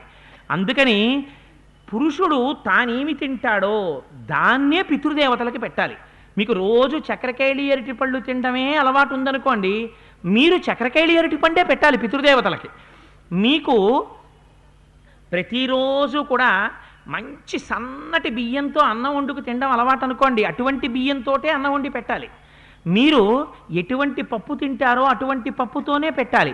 మీ శక్తిని దాటకూడదు, మీ శక్తిని కిందకి దింపకూడదు. పితృదేవతలు ఆరగించేటప్పుడు తొందర పడకూడదు. మీరు చాలా విశ్రాంతిగా మెల్లగా పదార్థాన్ని తీసుకోండి అని చెప్పాలి. ఎందుకని నువ్వు పెట్టేది ఏడాదికి ఒక్కరోజు, వాళ్ళ ఒక్కరోజు తిని ఒక్కరోజు తాగుతారు కాలమానంలో. అందుకని తొందర పడకూడదు, తొందర పడకుండా పెట్టాలి. మార్కండేయ పురాణంలో తద్దినం ఎలా పెట్టాలో ఎంత విస్తారంగా చర్చించారో. వాళ్ళు చేసేది ఏమిటంటే ఆశీర్వచనం చేసి వెళ్ళిపోతారు. పితృదేవతలు ఆశీర్వచనం చేస్తే తర్వాతి తరాలు పైకొస్తాయి, పితృదేవతల ఆశీర్వచనం లేకపోతే తర్వాతి తరాలు భ్రష్టు పట్టేస్తాయి. అందుకని మహానుభావుడు నాన్నగారు నేనేది తింటున్నానో మీకు అది పెట్టాలి. అందుకని ఇవాళ రాముడు కోరుకుంటే భరత రథంలోంచి కాస్త గబగబా అన్నీ తెప్పించి గారెలు వండించు, పప్పు వండించు, అన్నం వండించు, చారు పెట్టించు అంటే భరతుడు పెట్టించలేడా? పెట్టలేదు రాముడు. ఎంత ధర్మం తెలుసున్నవాడో చూడండి. అడుగు తీసి అడుగేస్తే రాముడికి ధర్మమే. నేను గారపిండి ముద్ద పెట్టాడు. నాన్నగారు నేను ఇది తింటున్నాను, గారపిండి తిని బ్రతుకుతున్నాను ఇవాళ, ఇది రాముడంటే ఎంత ధర్మమో చూడండి. రేగుపిండి ముద్ద తిని బతుకుతున్నాను, అందుకని గారపిండి ముద్ద రేగుపిండి ముద్ద నాన్నగారు మీకు ఇక్కడ పెట్టాను, తినండి నాన్నగారు అన్నాడు. అని ఆ మంత్రాలు చెప్పి అక్కడ పెట్టిన తరువాత నిశ్శబ్దంగా కన్నుల నీరు పెట్టుకుని నలుగురు కలిసి వెనక్కి వచ్చారు.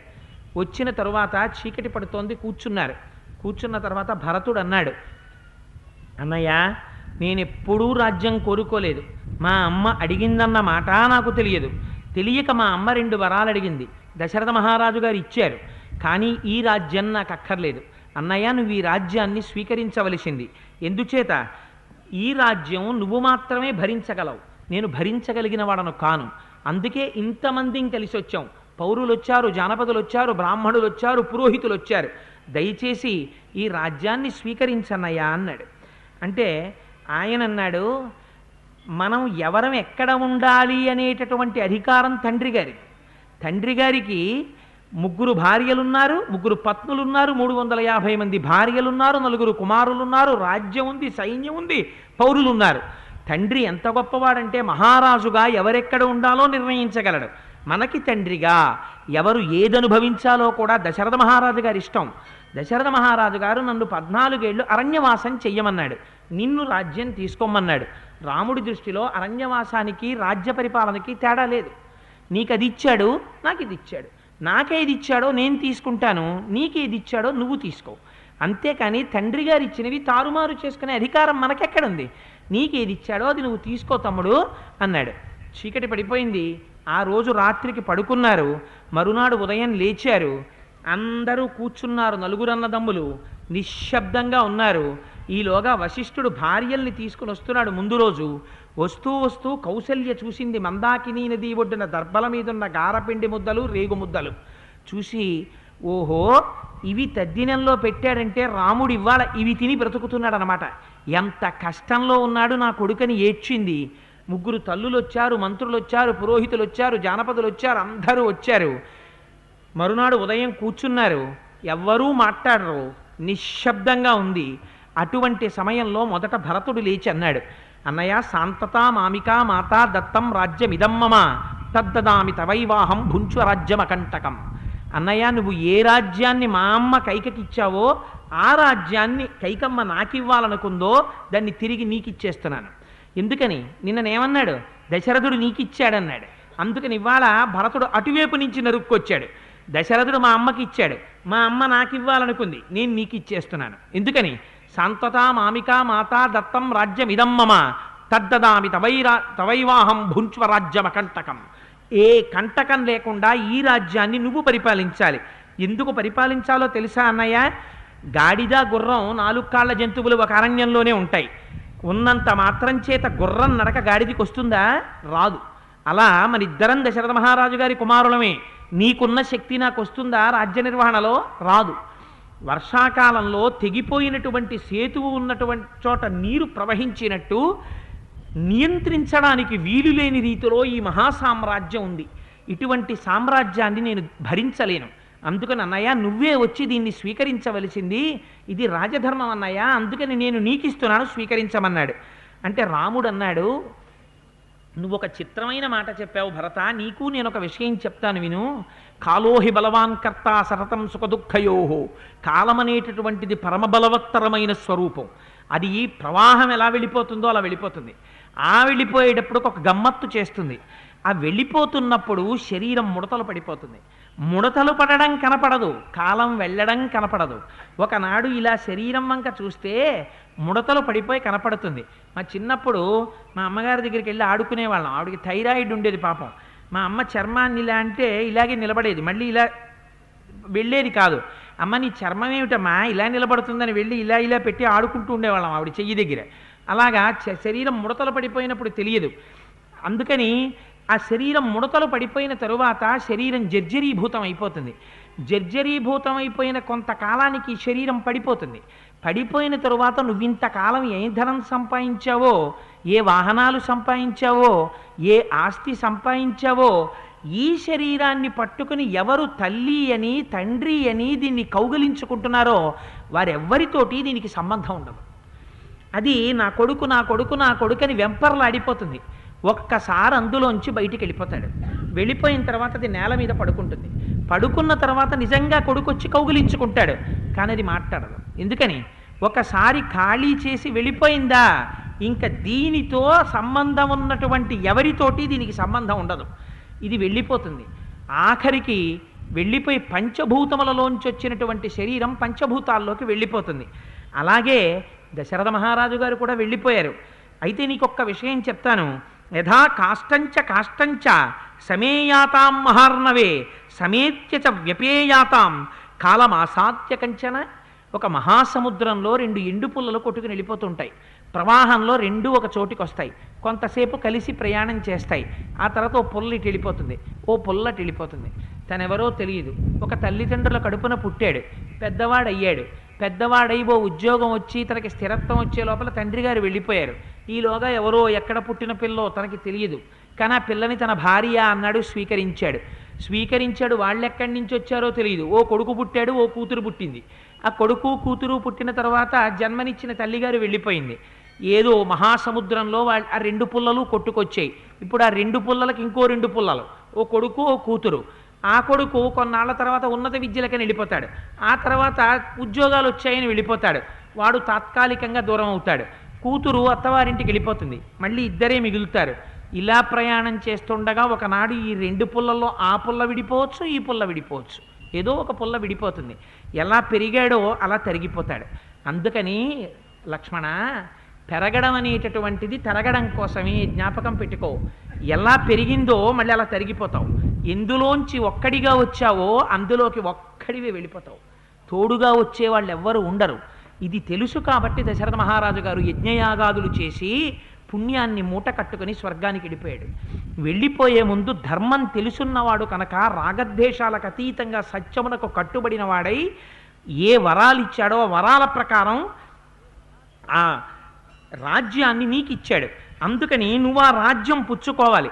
అంతేకాని దశరథ మహారాజు గారు వెళ్ళిపోయిన తరువాత కూడా మనం పెట్టుకున్నటువంటి ప్రేమల చేత ఆయన మాటల్ని మనం తిరస్కరించకూడదు. ఏవం భార్యాశ్చ పుత్రాశ్చ జ్ఞాతయశ్చ ధనాని చ సమేత్య వ్యవధావంతి ధ్రువోహేషాం వినాభవ. ఎన్ని సంపాదించినా అన్నీ ఆ శరీరంతో వెళ్ళిపోతాయి.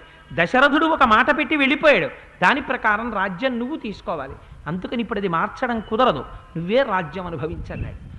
ఇంత వచ్చిన వాళ్ళు కూడా బతిమాలదాం అనుకున్న వాళ్ళు రాముడు చెప్పిన ధర్మం విని నాలుకలు పిడచకట్టాయి.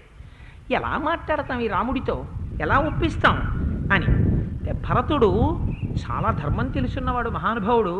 హతతాయిగా మాట్లాడాడు, మాట్లాడడంలో ప్రాజ్ఞత చూపిస్తాడు. భరతుడు ఒక కొత్త కోణాన్ని ఆవిష్కరించాడు.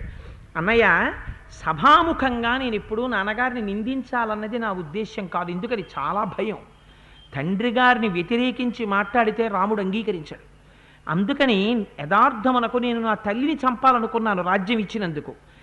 అమ్మని చంపితే మాతృఘాతకుడని నువ్వు నాతో మాట్లాడమని నేను చంపడం మానేశాను. అలాగే నాకు తండ్రి యందు గౌరవం ఉంది. నేను తండ్రిని సభాముఖంగా నిందించేటంతటి దుర్మార్గుణ్ణి కాను. కానీ తండ్రి గారు అన్నయ్య ఒక పొరపాటు చేశారు. అంతకాలేహి భూతాని మహ్యంతీతి పురాశ్రుతి రాజ్ఞైవం కుర్వతా లోకే ప్రత్యక్షా సాశ్రుతి కృత. మరణకాలం దగ్గర పడిపోతుంటే బుద్ధి విపరీతత్వాన్ని పొందేస్తుంది. బహుశా దశరథ మహారాజు గారికి కూడా అలా విపరీత బుద్ధి పుట్టింది. అందుచేతే ఆయన ఒక పొరపాటు పనిచేశారు. ఇంకా కొద్ది రోజుల్లో వెళ్ళిపోతాననగా ఇంతకాలం జ్యేష్ఠుడు పరిపాలించేటటువంటి రాజ్యాన్ని ధర్మం తప్పి ఇది నా అధికారం కాదు, నేను ఎవరిని రాజ్యం ఇవ్వడానికి, అలా నా చేతిలో ఉన్నది అడుగు నీకు ఇస్తాను, నా చేతిలో ఉన్నది కాదు. పెద్దవాడు రాజ్యం పొందడం అనేటటువంటిది ఇక్ష్వాకు వంశంలో వస్తున్న సంప్రదాయం. సంప్రదాయాన్ని మార్చేసే అధికారం నాకు లేదు అని చెప్పడం మాని, వినాశకాలం దగ్గరికి వచ్చేసింది కాబట్టి మరణకాలం విపరీత బుద్ధి పుట్టింది. పుట్టి ధర్మాన్ని మార్చాడు. మార్చి పెద్దవాడికి ఇవ్వవలసిన రాజ్యాన్ని చిన్నవాడికి ఇచ్చాడు. దానివల్ల మరణించాడు రామా రామా అంటూ.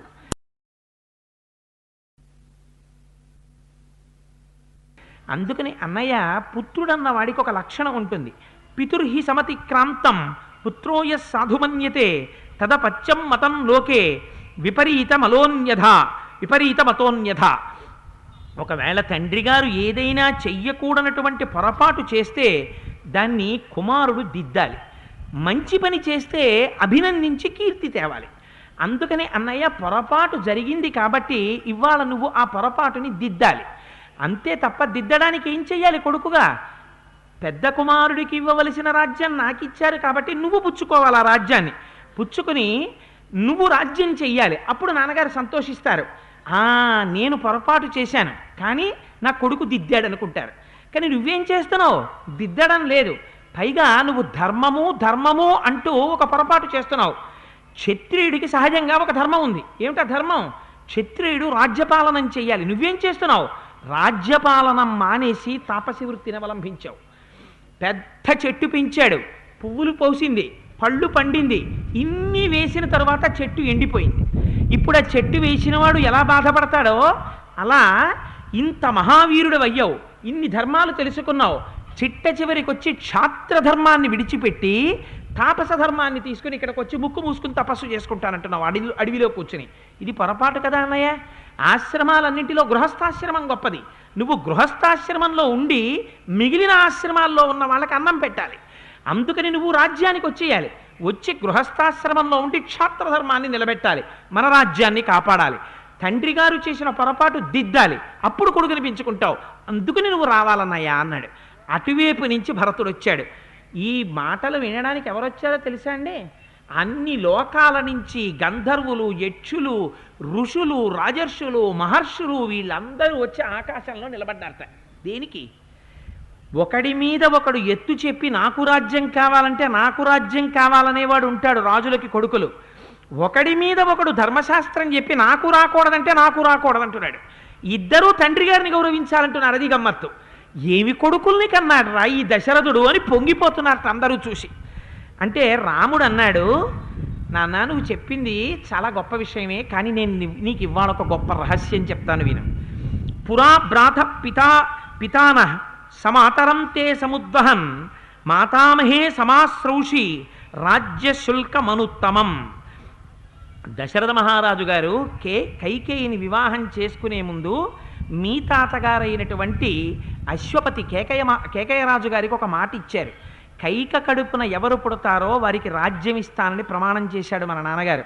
ఈ విషయం వశిష్ఠుడికి తెలుసు, సుమంత్రుడికి తెలుసు, కావాలంటే అడుగన్నాడు. ఇద్దరూ మౌనం వహించారు. అంటే యథార్థమనే కదా. అంటే బహుశా సుమంత్రుడి ద్వారా రాముడు వినుండాలి. అందుకని ఇప్పుడు అన్న మాట ప్రకారం రాజ్యం ఎవరికి ఎడుతుంది? భరతుడికి ఎడుతుంది. పైగా వరాలు అడిగింది. నేను గుణాభిరాముణ్ణని నీ తాతగారు నీకు పట్టాభిషేకం చెయ్యమని అడగడం మానేశారు. తెలుసున్న వశిష్ఠుడు, సుమంత్రుడు కూడా ఊరుకున్నారు. నాన్నగారు కావాలని కేకయరాజుని, జనక మహారాజు గారిని పిలవలేదు. ఆ మాట రాముడు అనలేదు, కానీ ప్రక్షిప్తం. అందుకని నాకు పట్టాభిషేకం చెయ్యాలనుకున్నారు. కానీ మీ అమ్మ 2 వరాలు కోరింది. మళ్ళీ 2 వరముల చేత బద్ధుడయ్యాడు. అందుచేత ఎటు నుంచి చూసినా రాజ్యం నీకే వస్తుంది. ఎందుకని? అందులో పొరపాటు ఉంటేనే దిద్దాలి, కానీ పొరపాటు లేదు. అసలు మనం పుట్టకముందే నాన్నగారు రాజ్యం నీకు ఇచ్చేశారు. ఎందుచేత? కేకయరాజు గారికి మాట ఇచ్చారు, నీ కూతురు కడుపున ఎవరు పుడితే వాళ్ళకిస్తాను రాజ్యం అని. నువ్వు పుట్టావు కనుక నీదే రాజ్యం భరత, అందుకని ఇది దిద్దడానికి కుదరదు, అందుకని నువ్వు తీసుకోవాలి రాజ్యం అన్నారు. ఏమంటాడు ఇప్పుడు?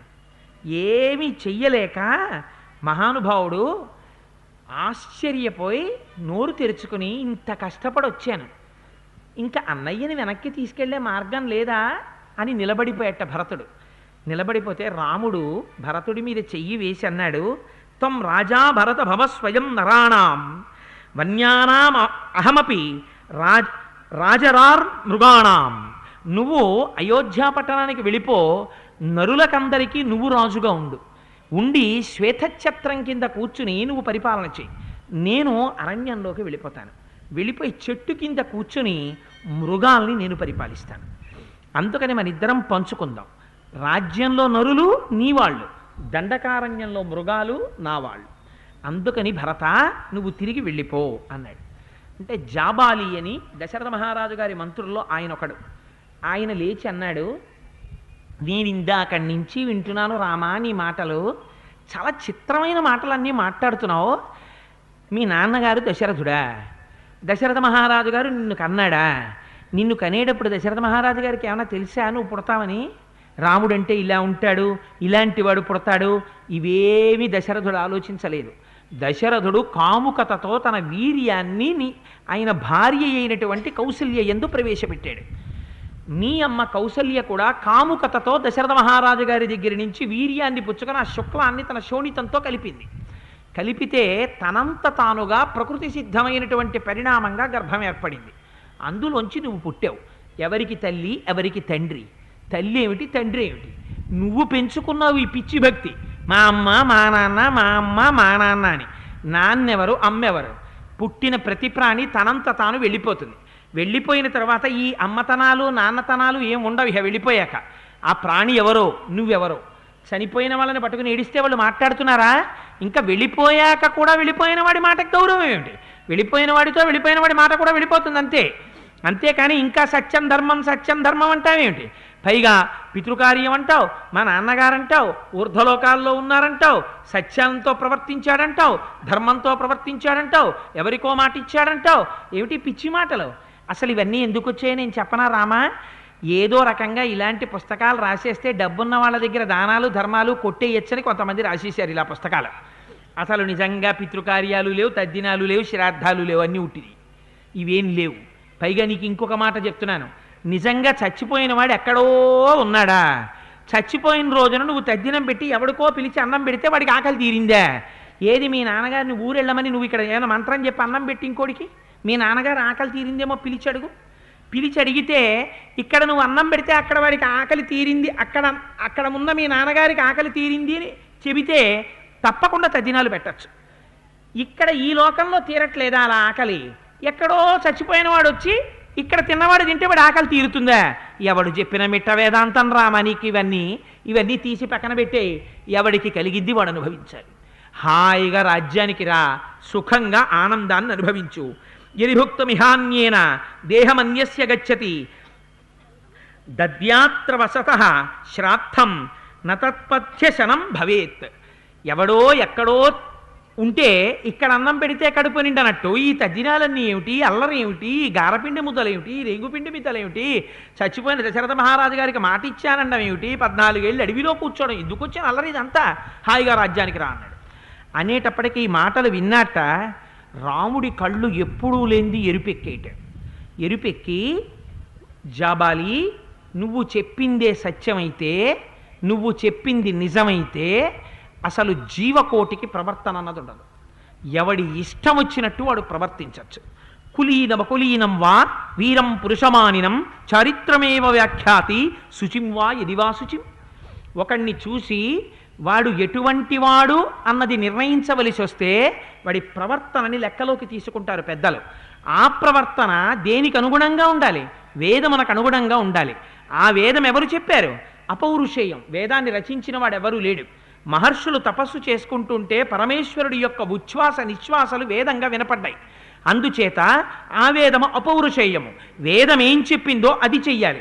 అంతేకాని ఈ కంటికి కనపడుతోంది అని చెప్పి నువ్వు ఒక విషయాన్ని నమ్మడానికి భగవంతుడు ఈ కంటికి కనపడడు.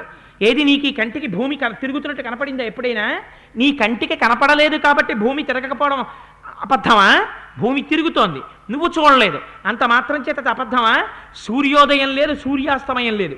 సూర్యుడు ఎప్పుడు ఉదయించడు, సూర్యుడు అస్తమించడు. అలా ఉన్న సూర్యుడి చుట్టూ భూమి తిరుగుతోంది. తిరుగుతున్నప్పుడు ఇటువైపు ఉన్నటువంటి వాళ్ళు సూర్యుడికి వెనక్కెడితే చీకటి వచ్చింది, మళ్ళీ సూర్యాభిముఖంగా వస్తే పగలొచ్చింది. పగలు రాత్రి నువ్వు తిరగడం వల్ల వచ్చింది. అంతేకాని నువ్వు తిరుగుతూ సూర్యుడు అస్తమించాడు, సూర్యుడు ఉదయించాడని నువ్వు చెప్తున్నావు. ఇది నీ కంటితో చూస్తే సూర్యాస్తమయం సూర్యోదయంలా కనపడుతోంది. కానీ ఏది సత్యం? భూమి తిరగడం సత్యం. కానీ భూమి తిరగడం నీకు కనపడుతోందా? ఈ కంటితో చూసినవి సత్యాలు కావు, ఈ బుద్ధికి పుట్టినవన్నీ సత్యాలు కావు. దూరంగా కొండ మీద పొగ ఉంది, నిప్పు ఉందంటావు, కానీ పొగ అక్కడ నిప్పు ఉందా? నువ్వు తీరా దగ్గరికి వెళ్ళి చూస్తే అది పొగ మంచు, అక్కడ పొగ లేదు, కాబట్టి నిప్పు లేదు. నీ బుద్ధి చేత నిర్ణయించింది యథార్థం కాదు. నీవు ఈ ఇంద్రియము చేత దర్శనం చేసింది నిజం కాదు. ఏది నిజం? మన సంప్రదాయంలో సత్యం అంటే వేదమే సత్యం. ఏది ప్రమాణం? వేదమే ప్రమాణం. వేదము ప్రమాణము కాదు మా ప్రవర్తనకి అన్నవాడు నాస్తికుడు. దేవుడు లేడన్నవాడు నాస్తికుడు కాడు, వేదము ప్రమాణము కాదన్నవాడు నాస్తికుడు. అందుకని ఆ ప్రమాణమైనటువంటి వేదం చెప్పింది. ఏమని చెప్పింది? ఇహలోకంలో యజ్ఞయాగాది క్రతువులు చేసినటువంటి మహాపురుషులు 100 క్రతువులు చేస్తే ఇంద్రపదవిని పొందారు. ఇక్కడ పుణ్యాలు చేసిన వాళ్ళు ఊర్ధ్వలోకాలు పొందారు. ఇక్కడ పాపాలు చేసినటువంటి వాళ్ళు హీనయోనుల్లోకి వెళ్ళిపోయారు. ఇక్కడ తద్దినం పెడితే సూక్ష్మ శరీరంతో 3 తరాల వరకు పితృలోకంలో ఉన్నవాడికి కడుపు నిండుతోందని వేదం చెప్తోంది. నీ బుద్ధికి తోచనంత మాత్రం చేత తపద్ధమా? ఎంత పొరపాటు మాట మాట్లాడావు!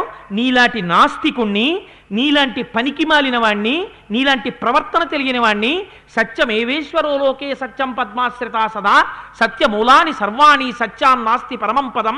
ఏ సత్యాన్ని వేదం చెప్తోందో, ఏ సత్యాన్ని ఆశ్రయించి లక్ష్మి ఉన్నదో, ఏ సత్యాన్ని ఆశ్రయించి ఈ సమస్త బ్రహ్మాండములు నిలబడ్డాయో అటువంటి సత్యమునకు ఆధారమైనటువంటి వేదాన్ని తృణీకరించి మాట్లాడుతున్నావే. నీ వంటి వాణ్ణి ఎలా చేర్చుకున్నాడయా దశరథ మహారాజు గారు? నాకు ఇవాళ దశరథ మహారాజు గారిని చూస్తే జాలేస్తోంది.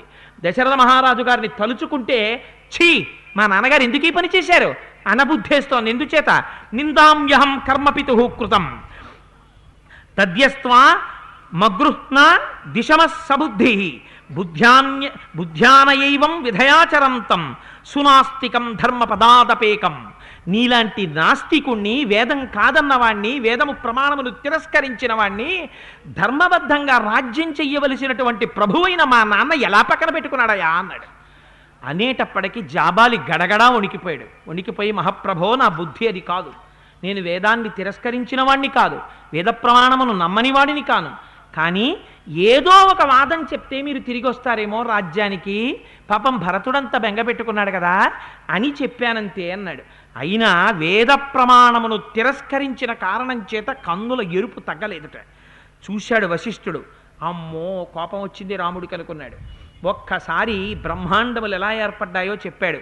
అవ్యక్త బ్రహ్మం నుంచి బ్రహ్మగారు వచ్చారు, బ్రహ్మగారి దగ్గర నుంచి మళ్ళీ ఇక్ష్వాకు వంశం అంతటినీ చెప్పాడు. ఈ వంశంలో రామ ఎప్పుడూ జ్యేష్ఠుడే రాజు అవుతున్నాడు. పైగా నీకొక్క మాట చెప్తాను, తండ్రి గారు చెప్పినటువంటి మాట పాటించి నేను అరణ్యవాసానికి వచ్చానని నువ్వు చెప్తున్నావు. తండ్రి సర్వకాలముల యందు పూజనీయుడు, నేను కాదంటలేదు. కానీ తండ్రి ఎలా గొప్పవాడో తల్లి కూడా అలా గొప్పది. ఈ తల్లి ఇప్పుడు వచ్చి నిన్ను వెనక్కి రమ్మని చెప్తోంది. నీ తల్లి కాదు, 3 తల్లులు వచ్చి చెప్తున్నారు కైకతో సహా వెనక్కి రమ్మని. అందుకని ఒక తండ్రి మాట ఎంత గొప్పదో తల్లుల మాట అంతే గొప్పది. అందుకని నువ్వు వెనక్కి రావాలి. అంతకన్నా ఒక ధర్మ సూక్ష్మం నీకు చెప్తాను. పితే ఏనం జనయతి పురుషం పురుషర్షభ ప్రజ్ఞాం దదాతి ఆచార్య తస్యాస్మాత్స గురురుచ్యతే. తండ్రి కేవలము వీర్యప్రదాత, తల్లి క్షేత్రాన్నిచ్చి కడుపులో బిడ్డని పెంచుతుంది. బయటికి వచ్చిన తర్వాత తల్లిదండ్రులు ఇద్దరూ కలిసి పెంచుతారు శరీరాన్ని.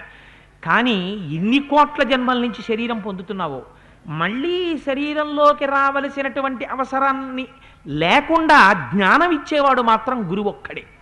అటువంటి గురువు యథార్థమునకు తల్లిదండ్రుల కన్నా గొప్పవాడు. నేను నీకు గురువుని, నీ తండ్రి దశరథుడికి గురువుని. అందుచేత నేను ద్విగుణీకృతమైనటువంటి ప్రాముఖ్యత కలిగిన వాణ్ణి. అందుచేత నేను చెప్తున్నాను, నువ్వు అరణ్యం నుంచి వెనక్కి వచ్చి రాజ్యం తీసుకుంటే ధర్మము నుంచి నువ్వు వైక్లభ్యమును పొందినవాడివి అవవు. అందుచేత నువ్వు వెనక్కి రమ్మన్నాడు. అంటే రాముడు అన్నాడు, మీరు చెప్పినటువంటి మాట యథార్థమే మహానుభావ. నహి రాజా జనగిత పితా దశరథో మమ అజ్ఞానం జన్మయా తస్య న తన్మిథ్యా భవిష్యతి. మా తండ్రి గారు ఒక మాట చెప్పి వెళ్ళిపోయారు. రామా, నీ మీద నాకు నమ్మకం ఉందిరా, నేను కైకకిచ్చిన వరం నిజం అవ్వడం నీ చేతిలో ఉందని. అందుకని నేను అరణ్యవాసానికి వచ్చాను. ఇప్పుడు ఇది ధర్మంలో ఒక భాగమే కావచ్చు నేను వెనక్కి రావడం, కానీ నా తండ్రి గారు ఆయన ఇచ్చిన వరం మిథ్య అయిపోయింది, అది ఎందుకో పనికిరాంది అయిపోయిందని బాధపడ్డం నాకు ఇష్టం లేదు. ఇంకొక మాట చెప్తున్నాను, అమ్మ ఒక సంచి లాంటిది. ఎందుకని? అందులో ఏదో ఒక విలువైన వస్తువు ఉన్నప్పుడే కదా సంచికి గౌరవం, లేకపోతే సంచిని మూటకట్ట అవతల పారేస్తాం. ఆ సంచిలో చాలా ఇంపార్టెంట్ 5,000 రూపాయలు పెట్టి కొనుక్కున్న చందన పట్టుచీర అందులో ఉంటే సంచి అలా పారయ్యంగా సంచికి విలువ ఎక్కడొచ్చింది? సంచిలో ఉన్న 5,000 పట్టుచీర వల్ల వచ్చింది. అలా తల్లి అనబడేటటువంటి శరీరానికి గొప్పతనం ఎక్కడి నుంచి వచ్చింది? తండ్రి ప్రవేశపెట్టినటువంటి తేజస్సు చేత వచ్చింది. ఆ తేజస్సు తండ్రి ప్రవేశపెట్టి తల్లి ధరించడం చేత శిశువు వచ్చాడు. ఆ వచ్చిన శిశువు ఉంటే కదా, అప్పుడు కదా, పెరిగితే కదా గురువు జ్ఞానం చెప్పేది. అందుకని మూలం తండ్రి. ఆ తండ్రి మాట చెడిపోకూడదు. అందుకని మహానుభావ, నేను మా తండ్రి మాట అతిక్రమించలేనన్నాడు. ఎవరు ఏం చెప్తారు? ఇంకా ఎందరూ ఎన్ని చెప్పినా అంతకి పై మాట మాట్లాడగలుగుతున్నాడు రామచంద్రమూర్తి. చూశారుట, ఇంకా మనం చెయ్యగలిగింది లేదనుకున్నాడు. భరతుడికి ఎక్కడలేని ఉక్రోషం వచ్చేసింది. పిలిచాడు సుమంత్రుణ్ణి. ఇహమే స్థండిలే శీఘ్రం కుశనాస్తర సారథే ఆర్యం ప్రత్యుపవేక్ష్యామి యావన్మేన ప్రసీదతి. దర్భలు పట్టుకొచ్చి ఇక్కడ పరువు, నేను ముఖం మీద బట్ట వేసుకుని ఏది చూడకుండా నా కంట్లో వెలుతురు పడకుండా రాముడికి ఎదురుగుండా కూర్చుంటాను. రాజే తప్పు చేస్తే రాజు దగ్గర నుంచి ఏది రాబట్టుకోవాలో అది రాబట్టుకోవడానికి తాను ఇంకా చెయ్యగలిగింది లేదు కనుక రాజు ముందు బ్రాహ్మణుడు అలా కూర్చోవాలి. వెళ్ళి దర్భలు పరుచుకొని తలమించి బట్ట వేసుకుని కూర్చుంటాడు. అందుకని భరతుడు దర్భలు పట్టరమ్మన్నాడు. సుమంత్రుడు పట్టుకొచ్చి పరిచేశాడు. ఎల్లాగోలా రాముడు వచ్చేస్తే చాలు వాళ్ళందరికీ. అందుకని ఆ దర్భల మీద భరతుడు కూర్చుని పైన బట్టేసి కూర్చున్నాడు నిశ్శబ్దంగా. కూర్చుంటే చూశాడు రాముడు. అలా కూర్చుంటే రాజు తీర్పు చెప్పే వరకు అనుకూలంగా లేవకూడదు. అందుకని రాముడు అన్నాడు, నువ్వు ఇలా నిర్బంధించచ్చా భరత నన్ను? నేను ఏ తప్పు చేశానని నువ్వు దర్భల మీద కూర్చున్నావు ముఖం మీద బట్టేసుకుని? అలా బ్రాహ్మణుడు కూర్చోవాలి. ఎప్పుడు? రాజు తప్పు చేస్తే రాజు సవరించుకోమని చెప్పడానికి కూర్చుంటాడు. నువ్వు బ్రాహ్మణుడివి కావు కదా, క్షత్రియుడివి, అదొక తప్పు. నువ్వు దర్భల మీద కూర్చోవడం ఏమిటి ముఖం మీద బట్టేసుకుని? పైగా ప్రభువు యందు తప్పుంటే అలా కూర్చోవాలి. నా ఎందే తప్పు ఉందని కూర్చున్నావు. నువ్వు చేసినటువంటి ఈ దోషం వల్ల నువ్వు ఇప్పుడు 2 పనులు చెయ్యాలి. ఒకటి, కారణంగా క్షత్రియుడివి బ్రాహ్మణుల్లో కూర్చున్నావు. తప్పు లేని రాజు ముందు తప్పు చేసిన వాడు రాజు ముందు కూర్చున్నట్టు కూర్చున్నావు. ఈ 2 తప్పుల పరిష్కారానికి లేచి ఆచమనం చేయి, ఒక ధార్మికుడిని ముట్టుకో అన్నాడు. అంటే అక్కడ ఉన్న వాళ్ళందరూ అన్నారు రాముణ్ణి ముట్టుకో అన్నారు. అంటే ఎవరి యందుంది ధర్మం? ఆచమనం చేసి రాముణ్ణి ముట్టుకొని పాపం అలా నిలబడ్డాడు. ఇంకా ధర్మం అంతా ఆయన ఎందుంది, ఇంకా తాను ఏమంటాడు? అప్పుడు ఇంకా చేసేది లేక భరతుడు అన్నాడు, ఇంకా కడుపులోంచి ఆక్రోశం వచ్చేసింది. పిల్లలు చూడండి, ఇవాళ నువ్వు సినిమాకి రావద్దురే, నేను చెప్తున్నాను, నువ్వు చదువుకో, నిన్ను కావాలంటే వచ్చే వారం పరీక్షలు అయిపోయాక 5 సినిమాలకి తీసుకెళ్తానని మీరు అన్నారనుకోండి, అమ్మా ఇదే చెప్తున్నాను, నేను నిద్రపోతాను కదా అనుకుంటున్నావు, సినిమా నుంచి వచ్చాక ఇవాళ 10 నుంచి నువ్వు ప్రతి గంటకి చూసుకో, తెల్లారే వరకు చదువుతాను కానీ సినిమాకి తీసుకెళ్ళి అంటాడు. చూసారా? అలా ఉక్రోషం వచ్చేసి, ఇదిగో పౌరులారా, జనపదులారా, మంత్రులారా, పురోహితులారా, తల్లులారా, ఎందుకు వచ్చారు మీ అందరూ? వినండి చెప్తున్నాను. నేను అడుగుతున్నాను, రాముడు రానంటున్నాడు. ఎందుకు రానంటున్నాడు? తండ్రి గారు 14 ఏళ్ళు అరణ్యవాసం చేయమన్నారంటున్నాడు. నేను ప్రతిజ్ఞ చేస్తున్నాను, వచ్చాడా? వచ్చాడు. రాలేదా? నేను ఇక్కడే ఉంటాను. ఆయనతో పాటు శుశ్రూష చేసుకుంటూ లక్ష్మణుడు ఎలా కూర్చున్నాడో నేను అలా కూర్చుంటాను. లేదా ఒక పద్ధతి చెప్తాను, వినమనండి. ఆయన బదులు నేను చేస్తాను 14 ఏళ్ళు అరణ్యవాసం. ఎందుకు? కొడుకు కదా చెయ్యాలి, నేను కొడుకునే, నేను చేస్తాను. ఆయన్ని రాజ్యం ఏలమనండి, మేమిద్దరం మార్చుకుంటాం, ఇద్దరం అంగీకారంతో మార్చుకుంటాం. అంటే రాముడు నవ్వి అన్నాడు, ఈ మార్చుకోవడాలు దశరథుడు ఏం చెప్పలేదు, తర్వాత నువ్వు కావాలంటే మార్చుకోమని. అంటే బాధపడతాడని, పోనీ ఒకలా అయితే మార్చుకుందును, ఎప్పుడు నాకు ఇష్టం లేకపోతే మార్చుకుందును, నేను అరణ్యవాసం చెయ్యలేని వాడినైతే మార్చుకుందును. ఇప్పుడు నేను అరణ్యవాసం చెయ్యలేకపోవడానికి నా శరీరానికి వచ్చిన దౌర్బల్యం ఏమిటి? అరణ్యవాసం ఎందు నాకు ఏర్పడిన దుఃఖం ఏమిటి? నాకు ఎంత సంతోషంగా ఉందో ఈ అడవిలో తిరగడం. అందుకని నేను ఎందుకు వస్తాను ఇక్కడి నుంచి? అందుకని రాను. ఒక్కొక్కడు చాలా గమ్మత్తుగా మాట్లాడతాడు. ఒక రోజున భార్య తొందరగా పాపం చాలా కష్టపడి అనుకోకుండా అవతల ఆఫీస్ టైం అయిపోతుంది, 9:30 వరకు ఇంటికి ఎవరో వచ్చారు, గబగబా ఉప్మా చేసేసి పెట్టేసింది అనుకోండి, ఉప్పేయడం మర్చిపోయింది అనుకోండి, ఆ ఉప్మాయే భారత మెల్లిగా టమాటా పచ్చడం నంచుకు తినేస్తున్నాడు.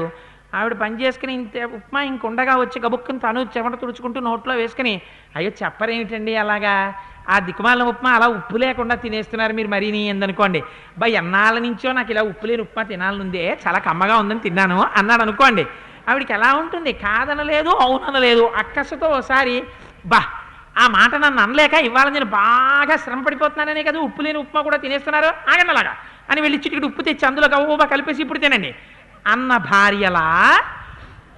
అందుకని అరణ్యవాసానికి ఈ రెండూ లేకపోతే ఒప్పుకుందును కానీ పోనీ మార్చుకుందాం భరత, ఎలా కుదురుతుంది? ఇలాగా కుదరదు. పైగా అరణ్యవాసం చెయ్యమని చెప్పినటువంటి దశరథ మహారాజు గారు ఇప్పుడు లేరు, స్వర్గానికి వెళ్ళిపోయారు. ఆయన అనుమతించాలి మార్చుకోవడాన్ని. ఇప్పుడు ఫైల్ మీద సంతకం పెట్టడానికి ఆయన లేరు, మన ఇద్దరం ఎలా మార్చేసుకుంటాం? కుదరదు. అందుకని నేను అరణ్యవాసమే చెయ్యాలి, నువ్వు రాజ్యమే పాలించాలి. 14 ఏళ్ళు పూర్తయిపోయాక భరత నేను తిరిగి వస్తాను, వచ్చాక రాజ్యం పరిపాలిస్తాను, అప్పటి వరకు మాత్రం నువ్వే పరిపాలించు రాజ్యాన్ని అన్నాడు. అనేసరికి అక్కడికి వచ్చినటువంటి ఋషులందరూ తెల్లపోయారట. ఎందరినో చూశాం కానీ ఇలా జగడం పడిపోయి నాకొద్దు రాజ్యం అంటే నాకొద్దు రాజ్యం అని కొట్టుకున్న పిల్లల్ని ఎలా కన్నాడు రా దశరథుడు అసలు? పోనీ ఇందులో ఒకడన్నా లేచి పోన్లే నేను ఏలేస్తాను లేవయా అన్నవాడు లేడు. ఆ భరతుడి వెనక శత్రుఘ్నుడు ఇలా చేతులు కట్టుకుని నించుంటాడు కానీ ఆయన మాట్లాడు, రాముడి పక్కన లక్ష్మణుడు ఇలా నించుంటాడు, ఆయన మాట్లాడు. రాముడు ఏం చెప్తే అది లక్ష్మణుడు చేసేస్తాడు, భరతుడు ఏం చెప్తే శత్రుఘ్నుడు వచ్చేస్తాడు. వాళ్ళిద్దరూ మాట్లాడుకుంటారు, వీళ్ళిద్దరూ మౌనస్వాములు. ఇద్దరు మౌనస్వాములు చెరుకోడిని ఆశ్రయించారు. ఏమి పిల్లల్ని కన్నావయ్యా దశరథ, నీకు దక్కిందయ్యా అదృష్టం అంటే, ఇలాంటి కొడుకులు పుట్టమంటే పుడతారా? ఏమదృష్టం ఏమదృష్టం అంటున్నారట అని ఆ ఋషులందరూ వచ్చి అన్నారు. తతః ఋషిగణాః క్షిప్రం దశగ్రీవవధైషిణః భరతం రాజసార్దూల ఇత్యూచు సంగీతావచః.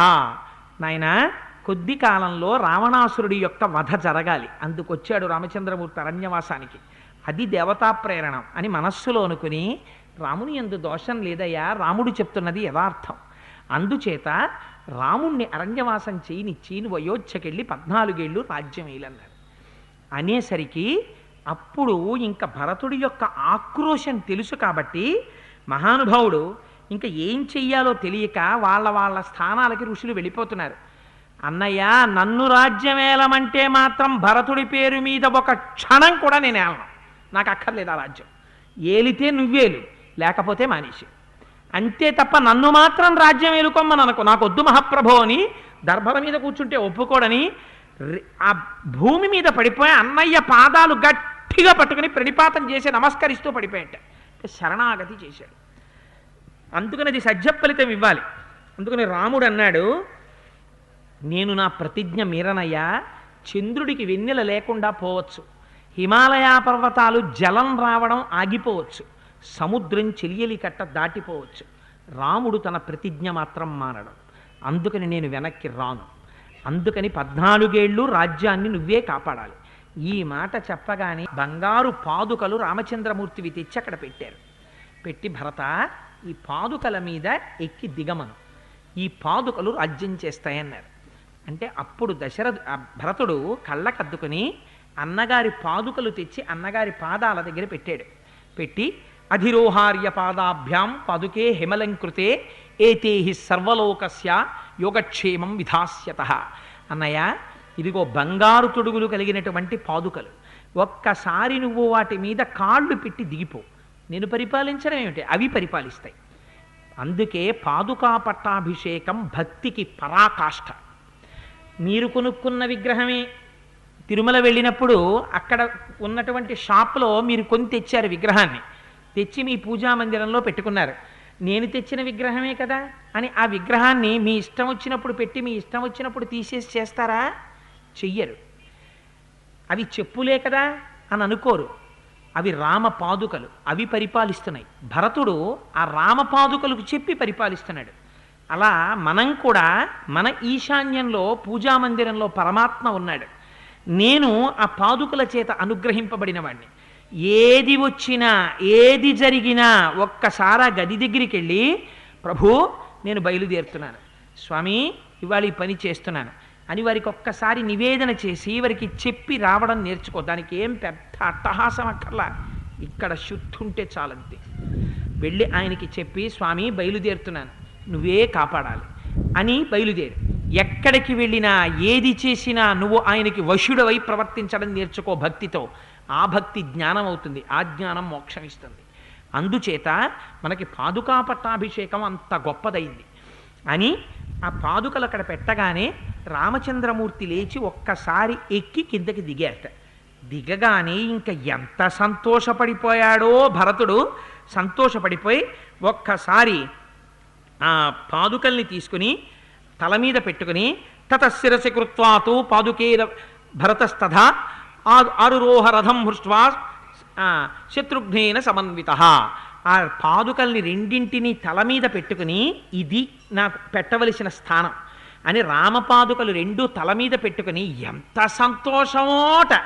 ఎందుకో ఇప్పుడు రాజ్యం తనది కాదు, నాది నాది నాది నాది అన్నది వదిలిపోయింది. ఇప్పుడు ఎవరిది? అన్నీ వాడివి. వాడేం చేస్తున్నాడు? నాకు ఇచ్చాడు. నాకు కొడుకున్నాడు, ఆ కొడుకు ఈశ్వరుడు ఇచ్చాడు, వాడు చూసుకుంటాడు. నాకు కూతుర్ని ఇచ్చాడు, ఆ కూతుర్ని ఒక మంచి అత్తవారింటికి వాడు పంపిస్తాడు, వాడు చూసుకుంటాడు. నా కొడుక్కి ఉద్యోగం వాడు ఇప్పించుకుంటాడు, నా శరీరంలో ఆరోగ్యం వాడు చూసుకుంటాడు. నేనేం చేసుకుంటాను? వాడికి సంబంధించిన కథలు చెప్పుకుంటాను, వాడి గురించి చెప్పుకుంటాను, ఆ గదిలోకి వెళ్ళి వాడితో చెప్పుకుంటాను. కష్టం వచ్చినా వాడికి చెప్పుకుంటాను, సుఖం వచ్చినా వాడికి చెప్పుకుంటాను. నన్ను రక్షించినా వాడే, నాకు కష్టం వచ్చినా నేను పూర్వం చేసిన పాపాన్ని తీసేస్తున్నవాడు వాడే, వాడు తప్ప నాకు ఇంకొక రక్షకుడు లేడు, వాడే రక్షకుడు అని నమ్మడం, శిరస్సున పెట్టుకోవడం, బుద్ధి యందు పరమేశ్వరుణ్ణి దాల్చడం. ఏది జరిగినా నిన్ను సేవింపగా నాపదల్పడమని, నిత్యోత్సవం బబ్బని, జనమాతృండనని, సంసార మోహంబు పైకొనని, జ్ఞానముగల్గని, గ్రహగతులు కుద్దింపని, మెలువొచ్చిన రాణి అవి నాకు భూషణములే శ్రీకాళహస్తీశ్వర. ఏదైనా కానీ అన్ని వేళలా కలిసి రావాలనేం లేదు. నేను ఒకటనుకుంటే ఒకటి జరగచ్చు, నేను ఒక మంచి జరుగుతుంది అనుకోవచ్చు, ఒక చెడు జరగచ్చు. 2 ఏళ్ల క్రితం సంపూర్ణ రామాయణం చెప్పాలి అని నేను కోరుకుని ఉండొచ్చు, నాకు నిడదవోలు ట్రాన్స్ఫర్ అవ్వచ్చు, అది కూడా ఈశ్వరానుగ్రహం. తిరిగి వచ్చిన తర్వాత ఇప్పుడు రామాయణం చెప్పించి నన్ను ధన్యుణ్ణి చెయ్యాలి అని రామచంద్ర ప్రభు అనుకుని ఉండొచ్చు, అది వాడి అనుజ్ఞ. ఏది జరిగినా వాడు అనుజ్ఞ. ఆనాడు చెప్పలేనప్పుడు ఖేదం లేదు, ఇవాళ చెప్తున్నప్పుడు సంతోషం లేదు. ఎందుకని? రెండింటికి నిర్ణయం చేసిన విధాత ఒకడున్నాడు, వాడు చెప్పిస్తున్నాడు. వాడికి తెలుసు నన్ను ఎప్పుడు ధన్యుణ్ణి చెయ్యాలో, పంట పండకుండా కొయ్యకూడదు, ఎప్పుడు పక్వానికి రావాలో వాడికి తెలుసు. ఇంకొక 2 సంవత్సరముల ప్రాజ్ఞత నీకు ఏర్పడితే తప్ప నువ్వు చెప్పకూడదని స్వామి అనుకున్నాడు. నువ్వు ఇంకా తపస్సు చెయ్యాలన్నాడు, అప్పటి వరకు రామాయణం పలకకూడదన్నాడు, నన్ను ఆపాడు. అది నా అదృష్టం. అంతే. ఏది జరగని అంటే ఒక ఉదాహరణ ఎందుకు చెప్పానంటే వేరొకరి మీద పెట్టడం ఇష్టం లేక చెప్పాను, అంతేకాని గొప్ప కోసం ఈ మాట చెప్పలేదు. అందుకని పెద్దలైన వారు కష్టం రానివ్వండి. వారు ఒక మాట అనుకుంటారు, ఇది ఈశ్వర కృప అంటారు. తుకారాం గారికి భార్య వేధించింది, నా అదృష్టం స్వామి ఇంత గయ్యాలి భార్య దొరికింది, అందువల్ల కదా వైరాగ్యం తొందరగా వచ్చిందన్నారు. ఒకడికి చాలా అనుకూలవతి అయిన భార్య వచ్చింది, స్వామి నా అదృష్టం అయ్యా ఇంత అనుకూలవతమైన భార్య వచ్చింది, అందుకని ప్రతిరోజు నీ పూజ చేసుకోగలుగుతున్నానన్నాడు. 2 వైపులా ఈశ్వరానుగ్రహమే. చూడగలిగినటువంటి కన్నుంటే, తెలుసుకోగలిగినటువంటి హృదయం ఉంటే ఈశ్వరానుగ్రహం ప్రతి క్షణం కనపడుతూనే ఉంటుంది. ఒక గడ్డి పరకలో ఆకుపచ్చతనంలో కూడినటువంటి కాంతినిచ్చిన వాడెవరు అంటాడు కావ్యకంఠ గణపతి ముని. అందుకని ఈశ్వర తేజస్సు అంతటా కనపడుతూనే ఉంటుంది, ప్రతి క్షణం అనుభవిస్తూనే ఉన్నాం. అందుచేత దీన్ని అంగీకరించగలగడం, పాదుకలు శిరస్సున పెట్టుకోవడం, ఇవి పెట్టుకున్నప్పుడు దుఃఖం పోతుంది. ఇంకా ఎందుకని? వాడు అలా నిర్ణయించాడు, నాకేం సంబంధం, నేను వాడి భృత్యుడిని, నేను వాడి కింకరుణ్ణి, వాడు ఎలా చెప్తే అలా చేసేవాడిని, దాని మర్యాద వాడిదే, దాని గౌరవం వాడిదే, నన్ను రక్షించాడు, వాడు ఏది చేసినా నన్ను రక్షించాడు. నా స్కూటరే అసహ్యంగా ఉందనుకోండి, దాని దగ్గరికి వెళ్ళి, ఓ స్కూటరా దిక్కుమాలిందానా, కోటేశ్వరరావు గారు ఎక్కుతాడు, ఏమిటో ఇలా ఉన్నావు అని అనరు. ఏమండి కోటేశ్వరరా స్కూటర్ ఏమిటండి, ఎంత రామాయణం చెప్తే మాత్రం దాన్ని ఒకసారి శుభ్రంగా ఓవరాయిలింగ్ చేయించుకోవద్దా, ఏమిటి అలా ఉంది ఏమిటి ఆ స్కూటరు అంటారు. అందుకని తన వస్తువు బాగుండకపోతే నిందింపబడేది స్వామి. అందుకని నేను చెడిపోతే నువ్వు దానికి హేతువు. అందుకని నన్ను పదిలంగా పెట్టుకోవడం నీ నీ నీ యొక్క ధర్మం. అందుకని నన్ను నీ వస్తువుగా స్వీకరించు అని బుద్ధి యందు పరమాత్మని పెట్టుకోవడం. అందుకని భాగవతంలో మహానుభావుడు వసుదేవుడు పెట్టుకున్నాడు, ఇక్కడ భరతుడు పెట్టుకున్నాడు. పెట్టుకోగానే అక్కడ భిజ్యతే హృదయగ్రంథి చింద్యంతే సర్వసంశయా క్షీయంతే చాస్యకర్మాణి తస్మిన్ దృష్టే పరావరే. కారాగారానికి ఉన్నటువంటి ఆ బంధనములు విడిపోయాయి, తాళం కప్పలు విడిపోయాయి, గొలుసులు తెగిపోయాయి, గదులు తెరుచుకున్నాయి. అప్పటి వరకు ఆశవురికి తెరవలసిన ప్రకాశోద్ధత తుంగ భంగ కలిత ధరా సాకాశయగు యమున మును సీతేశునకు పయోధి త్రోవ ఇచ్చిన భంగిన్ అంటారు పోతన గారు. సముద్రం దారిచ్చేసింది. సంసార సముద్రం కూడా ఈశ్వరుణ్ణి ఇక్కడ పెట్టుకోగలిగితే దారిచ్చేస్తుంది. మోక్షం వైపుకి, నందవ్రజం వైపుకి వెళ్ళిపోతాడు. అందుచేత అటువంటి స్థితిని ఇవాళ భరతుడు ఉపదేశం చేస్తున్నాడు. మొదట నేర్వవలసింది మనిషిగా పుట్టినవాడికి ఆ భక్తి ఉండి తీరాలి. అందుకని ఈశాన్యంలో పూజామందిరం. మిగిలిన గదులు ఎలా ఉండని నీకు బెంగలేదు. లేవగానే నువ్వు బెంగ పెట్టుకోవలసింది ఏదైనా ఉంటే నీ పూజామందిరం గురించి. అమ్మో తెల్లవారిపోతోంది, ఇంకా నా స్వామి పాదాల మించి నిర్మాల్యం తీయలేదు, ఏమి దుర్వాసన వస్తోందో, నా తండ్రి ఏ క్లేశపడుతున్నాడో అని గబగబా పరిగెత్తి పూజామందిరాన్ని శుభ్రం చెయ్యాలి. తాను చెయ్యడం కాదు, తను బడలిపోయి, తాను పెద్దవాడైపోయి, తన శరీరం జర్జరీభూతం అయితే, ఒకానొకప్పుడు మా మామగారు మా పెళ్ళైన కొత్తల్లో మహానుభావుడు తనే పొద్దున్నే స్నానం చేసి పూజామందిరంలోకి వెళ్ళి బట్ట పెట్టి తుడుచుకునేవాడు పూజామందిరం. కానీ ఇవాళ నేను కోడలను వచ్చాను, ఇప్పుడు కూడా మా మామగారు తుడుచుకుంటే నేనెందుకు ఇంకా కోడల్ని? ఆయన వెనకాతల నేను భార్యగా వచ్చాను, ధర్మపత్నిగా, ఆయన తుడుచుకుంటే నేనెందుకు అని ఆయన పోని తుడుచుకున్నాడు. నువ్వు మడినీళ్ళు తెచ్చి అక్కడ పెట్టు. ఆయన ఏవో పుష్పాలు అవి పట్టుకెళ్ళి అక్కడ సంబారాలు సిద్ధం చేసుకుంటున్నాడు, నువ్వు ఆచమన పాత్ర అవి శుభ్రం చేసి అక్కడ పెట్టు. ఇంట్లో అందరూ పాలు పంచుకోవలసింది, తప్పకుండా అందరూ వెళ్ళవలసింది పూజామందిరంలోకి. ఇంట్లో పూజామందిరంలోకి మాత్రం వెళ్ళడం అలవాట్లేదండి. ఒక్కొక్కడు చెప్తాడు, ఏమిటో ఈ పూజలు, మా ఆవిడికి చాదస్తామండి అది చేసుకుని. నేను ఎప్పుడు వెళ్ళాను సార్, 9ంటికి లేస్తాను, కాఫీ తాగుతాను, పేపర్ చదువుకుంటాను, నీలోగా టైం అయిపోతుంది, వచ్చేస్తాను. ఎవడికి గొప్ప? వచ్చే జన్మలో బాగా ఎత్తుగా ఉన్నటువంటి గోడ యొక్క క్రీనీడలో చెయ్యి చాపి బిచ్చం ఎత్తినప్పుడు తెలుస్తుంది నువ్వు చేసిన దోషం ఏమిటో. అది పెద్ద గొప్ప అనుకుంటున్నావేమో. నీ ఇంటి పూజామందిరంలో నువ్వు పూజ చెయ్యాలి, అది నీ ప్రధాన బాధ్యత. ఇంటి యజమానిగా నువ్వు బ్రతికున్నది ఎందుకంటే సూర్యోదయానికి నువ్వు అందులో ప్రవేశించి అర్చన చెయ్యడానికి. అదే చెయ్యనప్పుడు నువ్వు ప్రాణమున్న శవానివి. మిగిలిన ఏ పని చేసినా అనవసరం. Master bedroom, children bedroom, children bedroom వాడు మాస్టర్ బెడ్రూమ్లోకి రాకూడదు, మాస్టర్ బెడ్రూమ్లో వాడు చిల్డ్రన్ బెడ్రూమ్లోకి రా. ఇదేమన్నా రాజ్యమా, పంపకాలనా, బుర్ర? ఎందుకు ఈ విభాగాలు? ఇవి వాస్తుశాస్త్రంలో ఎక్కడా చెప్పలేదు.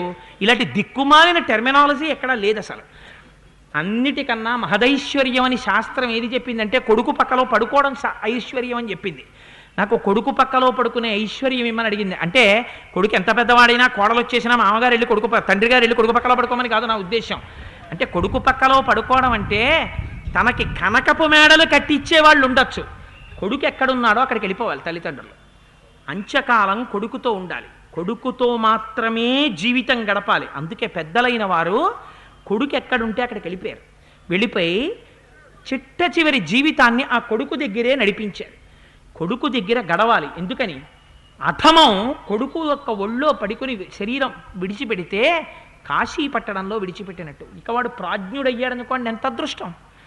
అందుచేత ప్రతి వాళ్ళు ఇంట్లో చెయ్యవలసింది, ఇంటి యజమాని నేర్పవలసింది ఏంటంటే, అమ్మా నీకు ఎంత కాలేజీ టైం అయిపోని ఒక్కసారి లోపలికెళ్ళి యా కుందేందు తుషారహార ధవళా యా శుభ్రవస్త్రావృత అని సరస్వతీదేవి ప్రార్థనన్నా చేసి కాలేజీకి వెళ్ళవే. అంతేకాని పూజామందిరంలోకి వెళ్లకుండా కాలేజీకి వెళ్ళావా, ఆ కాలేజీ ఆ చదువుకి ఫీజు కట్టబడదు. నువ్వు ఏమైనా చెయ్యి, నువ్వు పెద్ద పూజ చేయమని నేను చెప్పను, కానీ రోజు పూజామందిరంలోకి వెళ్ళో శ్లోకం మాత్రం నువ్వు చెప్పవలసిందే. అంత టైము నీకు లేకపోతే శ్రీరామ రామ రామే తిరమే రామే మనోరమే అది కూడా లేకపోతే రామా శ్రీరామ అని వెళ్ళిపో. అందులోకి వెళ్లకుండా వెళ్ళిపోతే మాత్రం ఒప్పుకోను. వెళ్ళాలి ఎవడైనా సరే అని నేర్పినవాడు యజమాని, వాడు పాదుకలు ధరించినవాడు. ఈ సద్బుద్ధి కూడా ఈశ్వరానుగ్రహంగా కలగాలి. అందుకే జన్మ జన్మలకి కోరవలసినది భక్తి. అందుకే పాదుకా పట్టాభిషేకానికి అంత గొప్పతనం వచ్చింది. అందుకే ఇవాళ పాపం మహానుభావుడు గోపాలకృష్ణ గారు ఇంత సంరంభం చేసి ఇది అయిపోయాక మనందరికీ పాదుకలు పెట్టి పంపించాలని ఆయన తాపత్రయం. సరే మహానుభావుడు ఆ పాదుకలు తీసుకుని గబగబా నందిగ్రామం దగ్గరికి వెళ్ళాడు. ఇవాళ 6ంటికి మొదలెడితే 7:30కి అయిపోవాలా ఉంది. అందుకని గబగబా నందిగ్రామం దగ్గరికి వెళ్ళాడు. ఆ పాదుకల్ని, ఆ అంతఃపుర స్త్రీలందరినీ అయోధ్యలో దింపేశాడు. నందిగ్రామంలో పాదుకలన్నింటినీ తీసుకెళ్ళి ఆ సింహాసనం మీద పెట్టాడు. శ్వేతఛత్రం పట్టాడు, వాటికి ఆ వింజామరలు వీచాడు. నీ ఇంటి పూజామందిరంలో నువ్వు చేయవలసింది అదే భరతుడు చేశాడు. చేసి ఏది జరిగినా పాదుకలకి చెప్పేవాడు. ఓ గొప్ప బహుమతి వచ్చింది. ఆ పాదుకల దగ్గరికి వెళ్ళి రామా ఇవాళ ఈ బహుమతి వచ్చిందనేవాడు. రామా ఇవాళ ఈ ఆర్డర్ వేస్తున్నామనేవాడు. నీ కూతురుకో మంచి సంబంధం వచ్చింది. స్వామి ఫలానా వారు మంచి సంబంధం తెచ్చారు, నేను ఇవాళ జాతకాలు పట్టుకెళ్ళి ఇద్దాం అనుకుంటున్నాను, ఇది యోగ్యమైతే జాతకాలు పడేటట్టు చెయ్యి, నీ అభీష్టం ఎలా ఉంటే అలా జరుగుతుంది. నువ్వు అన్ని ఈశ్వరుడికి చెప్పడం నేర్చుకో. ఎందుకని? నన్ను నమ్ముకున్నవాడు ఏదైనా నాకు చెప్పుకుంటాడు. వాడు కన్నుల నీరు పెడితే నేను చూడలేనని జాగ్రత్త పడతాడు తండ్రి. అందుకని పాదుకా పట్టాభిషేక ఘట్టం అంత గొప్పది. నీ కంట నీరు రాకుండా నీ జీవితం వెళ్ళాలంటే నువ్వు పాదుకా పట్టాభిషేకం విని తీరాలి, నువ్వు పాదుకలు తల మీద పెట్టుకు తీరాలి. అదే నీ పూజా మందిరంలో నువ్వు ఆ బాధ్యతతో మెలగడం తెలుసుకోవాలి. అందుచేత మహానుభావుడు నందిగ్రామంలో అలా జీవితాన్ని గడుపుతున్నారట. అయిపోయిన తర్వాత రామచంద్రమూర్తి దగ్గరికి అక్కడ ఉండేటటువంటి తాపసులందరూ వచ్చి, అయ్య బాబోయ్ మహానుభావ, ఇక్కడ దగ్గరలో కరుడనేటటువంటి రాక్షసుడున్నాడు, నువ్వు వచ్చి ఇక్కడ కోదండం పట్టుకు తిరగడం చూసి నీ మీద కోపం పెంచుకున్నవాడై ఏ క్షణానైనా నీ మీద దండయాత్ర చెయ్యడానికి సిద్ధపడుతున్నాడు. వాడు ఇప్పటికే మమ్మల్ని ప్రతిరోజు కష్టపెట్టి ఉగ్గడిస్తున్నాడు కనుక ఇక్కడ ఉండకుండా మేము దూరంగా ఎక్కడైనా ఇంకో వనానికి వెళ్ళిపోతున్నాం.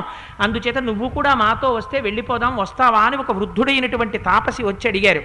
మీరు వెళ్ళి రండి, నేను ఇక్కడే ఉంటానని రామచంద్రమూర్తి చిత్రకూట పర్వత శిఖరం మీద ఉన్నటువంటి ఆశ్రమంలో ఉన్నప్పటికీ అప్పటి వరకు వచ్చినటువంటి తన తల్లులు, ఆ సైన్యం, మంత్రులు, భరతుడు, వాళ్ళ ఏడుపు ఇవన్నీ జ్ఞాపకానికి వచ్చి మనస్సు స్వస్థత నుంచి తొలగింది. అంచేత పైగా అక్కడికి వచ్చి నిలబడినటువంటి జంతువులన్నీ విడిచిపెట్టినటువంటి మలమూత్రముల చేత అక్కడ దుర్గంధం బయలుదేరింది. అందుకని ఇక్కడ ఉండకూడదని బయలుదేరి ఆ అగ్నిహోత్రాల్ని ఆత్మారోపణం చేసుకుని భార్యతోటి తమ్ముడితోటి కలిసి అత్రి మహర్షి ఆశ్రమానికి వెళ్ళారు. అత్రి మహర్షి ఆశ్రమానికి వెడితే వారు స్వాగతం చెప్పారు. నా భార్య పేరు అనసూయ, మహాతల్లి. ఆవిడ ఎంత గొప్పదో తెలుసా? దేవతల కోసం 10 రాత్రుల్ని కలిపి ఒక రాత్రి చేసింది. క్షామం వస్తే గంగానదిలో నీటిని ప్రవహింపచేసింది, చెట్లకి ఫలాలు పండించింది, ప్రజలందరికీ అన్నం పెట్టింది. అంత గొప్పది అనసూయమ్మ. అంటే అనసూయమ్మ పేరు వింటే చాలు పాపాలు పోతాయి. అందున ఇక్కడ దత్తుడున్నాడు, దత్తాత్రేయుల వారు, ఆవిడ కొడుకే. అందుకని అనసూయ అంటే అసూయ లేనిది, వేరొకరి గుణములను దోషముగా చెప్పనిది, అటువంటి మహాతల్లి. అందుచేత రామ సీతమ్మని ఒక్కసారి అనసూయ చూస్తుంది, ఆవిడ దగ్గరికి పంపించమన్నారు. అనసూయాం మహాభాగాం తపసీం ధర్మచారిణీం ప్రతిగృహ్ణీష్వ వైదేహి అబ్రవీ దృష్టి సప్తమః రామాయ చాచేతాం తపసీం ధర్మచారిణీం 10 వర్షాణ్యనావృష్టా దగ్ధే లోకే నిరంతరం యయా మూలఫలే సృష్టే జాహ్నవీ చ ప్రవర్తిత ఉగ్రేణ తపసా యుక్తాన్ యై చాప్యలంకృత 10 వర్షసహస్రాణి యయా తప్తం మహాత్తపః అనసూయా వ్రతై స్నాతా ప్రత్యుహాశ్చ నివర్తితాః దేవకార్య నిమిత్తం చ యయా సంతరమాణయా 10 రాత్రం కృతా రాత్రిం సేయం మాతేవతే నఘ అని ఆ అనసూయ ఎంత గొప్పదో, ఎలా లోకములనన్నింటినీ రక్షించిందో, ఎన్ని వ్రతాలు చేసిందో, ఎలా అవబృత స్నానం చేసిందో అత్రి మహర్షి తన భార్య గురించి చెప్పారు. అయోధ్యకాండ స్త్రీలు ఈ దేశంలో ఎంతటి గొప్ప స్థితిని పొందారో చెప్తుంది అనసూయని. భరద్వాజ మహర్షి యొక్క యోగశక్తిని గురించి చెప్తుంది, ఆయన ఇచ్చినటువంటి విందు గురించి మాట్లాడుతూ. అందుచేత ఇవన్నీ చెప్పిన తరువాత సీతమ్మ తల్లి దగ్గరికి వెళ్ళింది. వెళ్ళిన తరువాత సీతమ్మ తల్లి చెయ్యి పట్టుకుని మురిసిపోయింది.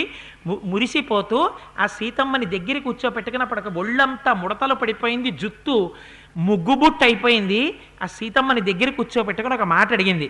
సీతా, నీ గురించి నేను విన్నాను, నువ్వు మహాపతివ్రతమని భర్తని అనుగమించి అరణ్యానికి వచ్చావని విన్నాను, చాలా సంతోషించాను. నా అభిప్రాయం ఒకటి చెప్పనా సీత అంది. అంటే అమ్మా తప్పకుండా చెప్పండి అంది సీతమ్మ. అంటే నగరస్థో వనస్థోవా పాపోవా యదివా శుభః యాసాం స్త్రీణాం ప్రియో భర్త తాసాం లోకా మహోదయాః దుశ్శీలః కామవృత్తోవా ధనైర్వా పరివర్జితః స్త్రీణామార్య స్వభావానాం పరమం దైవతం పతిః. ఆయన దుర్మార్గుడే కావచ్చు, ధనం లేనివాడే కావచ్చు, హీనుడే కావచ్చు, పతితుడే కావచ్చు, గుణములు లేనివాడు కావచ్చు, కానీ నీకు మాత్రం భగవానుడే. ఈ విషయం తెలియక పతిని విడిచిపెట్టినటువంటి స్త్రీ పరమ దారుణ కృత్యం చేసినటువంటి స్త్రీ కదా సీత. అందుచేత స్త్రీకి ఎప్పుడైనా సరే పతియే దైవము అని నేను విశ్వసిస్తున్నాను, నీ అభిప్రాయం కూడా చెప్పు అని అడిగింది. అడిగితే నేను పుట్టింట్లో ఉండగా మా అమ్మగారు నాకు ఈ మాటే చెప్పారు, పాణిగ్రహణం చేయించే ముందు రాముడి చేత ఈ మాట చెప్పారు, అత్తవారింటికి వచ్చాక కౌసల్య చెప్పింది, బయలుదేరే ముందు కౌసల్య చెప్పింది. అలాంటి భర్తనే ప్రేమించాలనే, అటువంటి భర్తని కూడా ప్రేమించాలనేది సత్యం. కానీ నా అదృష్టం కిం పునర్యో గుణశ్లాఘ సానుశ్రోతో జితేంద్రియ స్థిరానురాగో ధర్మాత్మ మాతృవత్ పితృవత్ ప్రియ. అమ్మ, నాన్న, సోదరులు, గురువు వీళ్ళు ఎలా ప్రేమిస్తారో అలా ప్రేమిస్తాడు నా భర్త. గొప్ప ధర్మం తెలుసున్నవాడు, జితేంద్రియుడు, ఏకపత్ని వ్రతుడు. అటువంటి భర్త లభించాక ఆ భర్తని ప్రేమించడం గొప్పే ఉందమ్మా అంది. అంటే నిజంగా ఇప్పుడు అరణ్యానికి తాను రావడం గొప్ప, అటువంటి భర్త కాబట్టి భర్తని విడిచిపెట్టలేక తాను రావడం గొప్ప. మళ్ళీ మాటల్లో ఎవరిని పొగిడింది? రాముణ్ణి పొగిడింది. ఇది పాతివ్రత్యం అంటే. ఈ మాట సీతమ్మ నోటి వెంట వస్తుందా రాదా చూసింది అనసూయ. ఎందుకని? ఒకవేళ ఆవిడ కానీ అవునమ్మా నాకు తెలుసు అందుకే అరణ్యమైనా వచ్చాను రాముడి వెనకాతల అందనుకోండి, ఓహో గొప్ప పతివ్రతం అనుకుంటుంది. అది కాదమ్మా, నేను వచ్చానంటే అరణ్యవాసానికి నా గొప్ప కాదు, అటువంటి హీనుడైనా ప్రేమించాలి. కానీ నా అదృష్టం తల్లి, తండ్రి, గురువు, దైవం, సత్యం, ధర్మం, జితేంద్రియత్వం అన్నీ నా భర్తలో ఉన్నాయి. అటువంటి భర్తని ప్రేమించడంలో గొప్పే ఉందమ్మా అంది. ఎంత గొప్ప నారివమ్మా సీతమ్మ అనుకుందిట. అనుకుని వెంటనే దగ్గరికి పిలిచింది. ఇదం దివ్యం వరం మాల్యం వస్త్రమాభరణాని చ అంగరాగంచ వైదేహి మాహాత్మంచాసులేపనం మయా దత్తమిదం సీతే తవ గాత్రాణి శోభయేత్ అనురూపమసంక్లిష్టం నిత్యమేవ భవిష్యతి అంగరాగేణ దివ్యేణ లిప్తాంగీ జనకాత్మజే శోభయిష్యసి భర్తారం యథాశ్రీ విష్ణుమవ్యయం. ఈ నీకు కొన్ని ఇస్తున్నాను, ఇదిగో బట్టలు ఇస్తున్నాను, ఇవి ఎప్పుడు నలగవు. పువ్వులు ఇస్తున్నాను, ఇవి ఎప్పుడు వాడవు. అంగరాగములు ఇస్తున్నాను, ఇవి ఎప్పుడూ కూడా వాసన తగ్గవు. అలాగే ఒంటికి రాసుకునేటటువంటి జిగురు లాంటి పదార్థాలు ఇస్తున్నాను. ఇప్పుడైతే బహుశా మనం రాసుకునే క్రీములు అనొచ్చేమో, అటువంటివి ఇస్తున్నాను. అవి ఎప్పుడూ నీ శరీర కాంతిని తగ్గనివ్వవు. ఇవి కట్టుకుని ఇవి పెట్టుకుంటే నీ భర్త నిన్ను చూడగానే ఆనందాన్ని పొందుతాడు. లక్ష్మీదేవి శ్రీ మహావిష్ణువుని సంతోషపెట్టినట్టు సీత ఇవి కట్టుకుని సంతోషపెట్టు. మనకి ఒక సంప్రదాయం ఉంది, ఇది అనసూయమ్మ మనకి నేర్పింది. మనింటికి అక్క చెల్లెలి వరస వాళ్ళు కానీ లేకపోతే పెద్దవారు కానీ వచ్చారనుకోండి, మనకి పూర్వం మన వెనకతరం వరకు ఒక మాట అనేవారు. వాళ్ళు 500 రూపాయల చీర కట్టుకునే శ్రీమంతులు కానివ్వండి, పసుపు కుంకంతో ఒక 80 రూపాయల చీర పెడితే కవర్లో పెట్టుకుని వెళ్ళిపోవడాలు మన సంప్రదాయం కాదు. అమ్మ చీర కట్టుకుని వెళ్ళండి అనేవారు. అందుకని వెంటనే ఏం చేసేవారంటే స్త్రీ ఆ కుంకం ప్యాకెట్లోంచి కొంచెం కుంకం తీసి పెట్టుకుని ఆ పసుపు నీటిలో తడిపి మంగళసూత్రానికి రాసుకొని తన పతి ఎప్పుడూ ఇలా అందుకే పసుపు కుంకాల కోసం 10 ఆమళ్ళు వెళ్ళారంటారు. మంగళసూత్రానికి రాసుకుని ఇచ్చిన బట్ట కట్టుకుని ఇచ్చిన వారి ఇంట్లో పెద్దవారికి నమస్కారం చేసి వాచికమైన ఆశీర్వచనాన్ని కూడా పుచ్చుకుని వెళ్ళేవారు. దీర్ఘసుమంగళీ భవ, ఇలా పసుపు కుంకాలతో 10 కాలాలు ఉండమ్మా అనేవారు వాళ్ళు. ఇది భర్తకి అమంగళం తొలగించేది, ఇది మన సంస్కారం. ఇది నేర్పింది మనకు అనసూయమ్మ. ఇవాళ మనం మరిచిపోతున్నాం, కవర్లలో పెట్టుకు వెళ్ళిపోవడమే కానీ కట్టుకుని నమస్కారాలు చేయడం వీళ్ళకి లేదు, కట్టుకుని నమస్కారం చెయ్యమ్మా అని అడగడం వాళ్ళకి లేదు. అందుకని ఇవి కట్టుకుని ఒక్కసారి రాముడికి కనపడు అంది. ఇవన్నీ కట్టుకుని అనసూయకి నమస్కారం చేసి అత్రికి నమస్కారం చేసి రాముడి దగ్గరికి వెళ్ళిందిట. రాముడు చూసి, సీత ఎవ్వరూ పొందరానటువంటి గొప్ప గొప్ప బహుమతులు పొందావు సీత అని సీతమ్మ వంక చూసి పొంగిపోయాట మనస్సు చేత. గ్రామ్యమైన కోరిక కాదు, అవి చూసి మహాతల్లి అనసూయ మనస్సుని ఆనంద పెట్టకపోతే ఇవి ఎలా పొందుతావు? ఇవి బహుమతులు. బహుమతి పొందామంటే అర్థం ఏమిటి? పెద్దవారి దగ్గర వారి మనస్సు ప్రీతి చెందేటట్టు ప్రవర్తించగలిగావు. అలా ప్రవర్తించగలిగిన భార్యని భార్యగా పొందినందుకు నేను సంతోషపడుతున్నాను సీత అన్నట్ట రాముడు. అప్పుడు దగ్గర కూర్చోబెట్టుకుని అనసూయం అడిగింది, నీ పెళ్ళి వినాలని నాకు చాలా కోరికగా ఉంది సీత, ఏది నీ కళ్యాణ ఘట్టని చెప్పింది. నేను సూక్ష్మంగా చెప్పేస్తున్నాను. ఏదో ఆ జనక మహారాజు గారు భూమి దున్నుతుంటే తనంత తాను నాగటి చాలుకి తగిలి పైకి లేచాను కనుక నన్ను సీత అని పిలిచారు. అశరీరవాణి పలికింది, ఈ సీత నీ కుమార్తెయేని. మా తండ్రి జనక మహారాజు గారు చాలా కష్టపడి నన్ను పెంచి పెద్ద చేశాడు. యుక్త వయస్సు వస్తే మాత్రం జనక మహారాజు గారు ఒకందుకు బెంగపెట్టుకున్నారట. రామాయణం ఒక మాట చెప్పింది, యుక్త వయస్సు వచ్చినటువంటి కూతురు ఇంట్లో ఉంటే వివాహం చేసి పంపినప్పుడు కానీ తర్వాత కానీ ఎప్పుడో ఒకప్పుడు తనతో సమానుల చేత కానీ తనకన్నా తక్కువ వారి చేత కానీ కన్య యొక్క తండ్రి మాట పడతాట. ఎందుచేత అంటే అది అంతేట, ఆడపిల్ల తండ్రిగా. అందుకని మా నాన్న అందుకని కొంచెం బాధపడ్డాడు. యుక్త వయస్సు వచ్చేస్తోంది, మగపిల్లాన్ని తేవాలి, ఈమె అయోనిజ, తగిన భర్త ఎక్కడ దొరుకుతాడు? దివ్య పురుషుడై ఉండాలి, సాక్షాత్తు ఈశ్వరావతారమై ఉండాలి. అందుకే బాలకాండలో చెప్పా, శివధనస్సుని విరవడం అంటే మాయాశక్తిని భరించగలిగిన వాడై ఉండాలి. అందుకని శివధనస్సుని పణంగా పెట్టి వీర్యశుల్కగా ప్రకటించాడు. ఎందరో వచ్చి ధనస్సు ఎత్తలేక వెళ్ళిపోయారు. రాముడు శివధనుర్భంగం చేశాడు. కానీ ఒక విచిత్రం జరిగిందమ్మా. శివధనుర్భంగం జరగగానే మా తండ్రి నన్ను వరమాల చేతికిచ్చి గబగబా తీసుకొచ్చాడు. తీసుకొచ్చి నా చెయ్యి తీసి రాముడి చేతిలో పెట్టి నీళ్లు పోద్దామని జలకలశం పట్టుకుని వచ్చి చెయ్యి పెట్టబోయాడు. రాముడు అన్నాడు, దీయమానం నతు తదా ప్రతిజగ్రాహ రాఘవ అవిజ్ఞాయ పితుశ్చంద అయోధ్యాధిపతే ప్రభో. నేను శివధనస్సుని విరవడం క్షత్రియుణ్ణి కనుక విరిచాను. నీ కుమార్తెని భార్యగా స్వీకరించాలంటే నువ్వు కన్యనిచ్చినంత మాత్రాన స్వీకరించను. ఈ కన్య నాకు భార్యగా ఉండడానికి తగునో తగదో నా తండ్రి గారు నిర్ణయించాలి. దశరథ మహారాజు గారు నిర్ణయిస్తే స్వీకరిస్తానన్నాడు. అందుకని మా నాన్నగారు దూతల్నిచ్చి దశరథ మహారాజు గారికి కబురు చేశారు. బాలకాండలో చెప్పలా ఈ రహస్యం, కడుపాగక ఆ రోజున నేను చెప్పేశాను, అయోధ్యకాండలో వచ్చే వరకు ఉండలేక. అందుకని దశరథ మహారాజు గారిని పిలిపించారు. పిలిపించి దశరథ మహారాజు గారు మా వంశవృత్తాన్ని విన్న తర్వాత ఒప్పుకున్నారు. ఒప్పుకున్నాక మా కళ్యాణం అయింది. నేను రామయ్యకి అర్ధాంగిని కాగలిగానమ్మా అని చెప్పింది. ఈ కథ విని పొంగిపోయిందిట అనసూయ. ఏమిటి బయటికి వచ్చింది ఇప్పుడు? ఒక కొడుకు ఎలా ప్రవర్తించాలో చూపించాడు రాముడు. అంతేకాని అంత దివ్యకాంత మా నాన్నగారు, అబ్బే మా నాన్నగారు ఏమనుకోరండి, మా నాన్నగారు చాలా సంతోషపడిపోతారు. అయ్యే అదేంటంటే శివధనస్సుని విరిచిన తర్వాత కదా మీరు ఇచ్చారు, ఏం అక్కర్లేదు, మా ఫాదర్ వచ్చే వరకు ఏం అక్కర్లేదని మా ఫాదర్ అసలు నన్ను ఏమనరు, భలేవరే నేను చేసేసుకుంటాను అని ఏం అనలేదు. రాముడంతటి వాడు ఎవడూ ఎత్తని శివధనస్సుని విరిచి నాన్నగారు చెప్తే తప్ప వివాహం చేసుకోనంటే నీ పేరు పక్కన దిక్కుమాలిన 3, 4 అక్షరాలు నువ్వు సంపాదించుకుని నాంతవాణ్ణి నేనని విమానంలోంచి కాస్త గౌనేసుకున్న దాన్నో స్కర్ట్ వేసుకున్న దాన్నో పట్టుకుని నువ్వు వచ్చేస్తే ఎలా? నీ తండ్రి చెప్పాలి నువ్వు ఎవరిని వివాహం చేసుకోవాలో, నువ్వు కాదు చేసుకోవలసింది. ఈ ధర్మాన్ని ఎంత అందంగా చెప్పించారో చూడండి. అయోధ్యకాండలో చెప్పించారు. ఎందుకని? అయోధ్యకాండ గృహస్థాశ్రమ ధర్మాలు చెప్పింది. అందుకని అనసూయమ్మ దగ్గర సీతమ్మతో ఈ మాట చెప్పించారు వాల్మీకి మహర్షి. ఎంత అందంగా అందించారో చూడండి.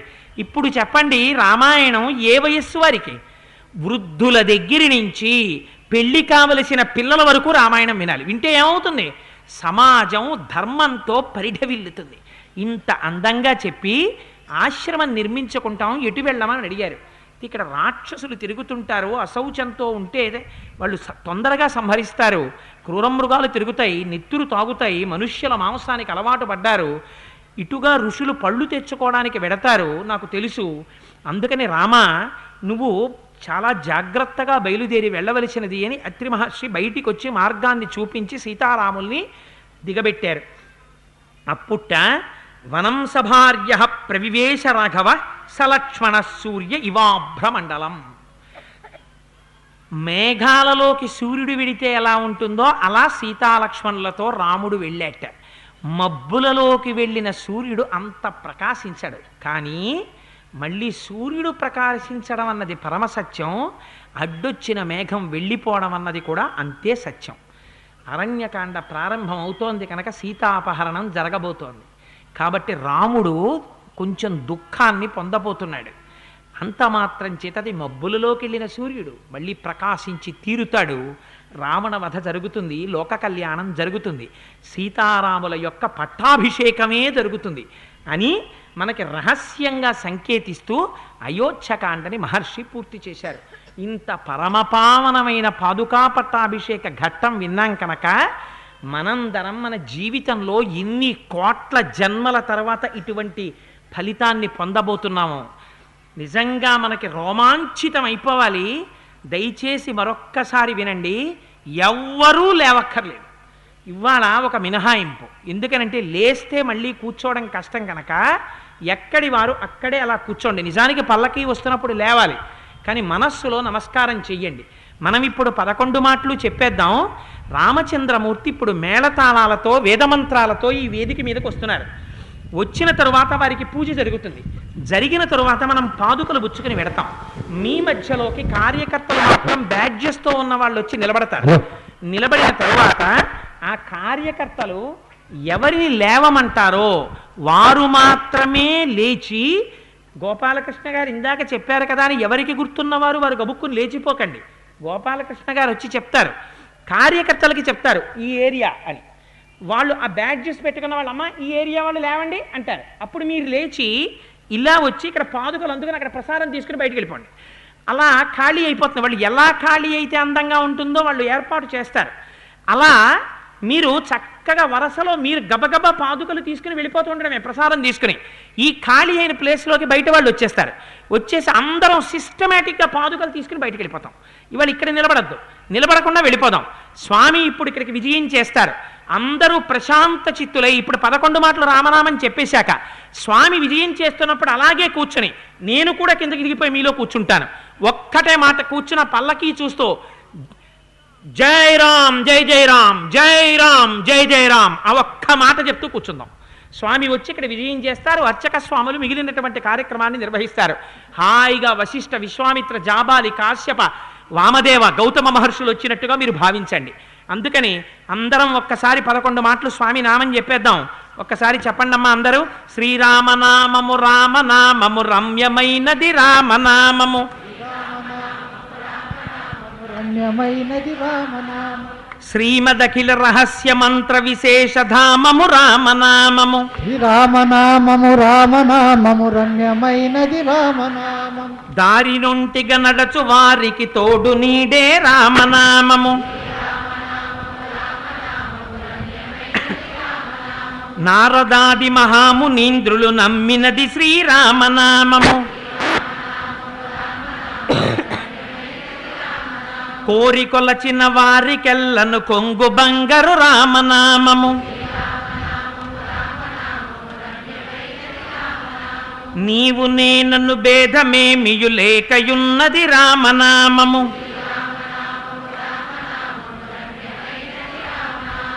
గౌరికిది ఉపదేశ నామము, కమలు జుడు జపించు నామము. ఆది మధ్యాంతాది రహితమనాది సిద్ధము రామనామము. సకల జీవులలోన వెలిగే సాక్షిభూతము రామనామము. జన్మ మృత్యు జరాది వ్యాధుల చక్కబరచును రామనామము. జీవితంబున నిత్య జపముగ చేయవలె శ్రీరామనామము.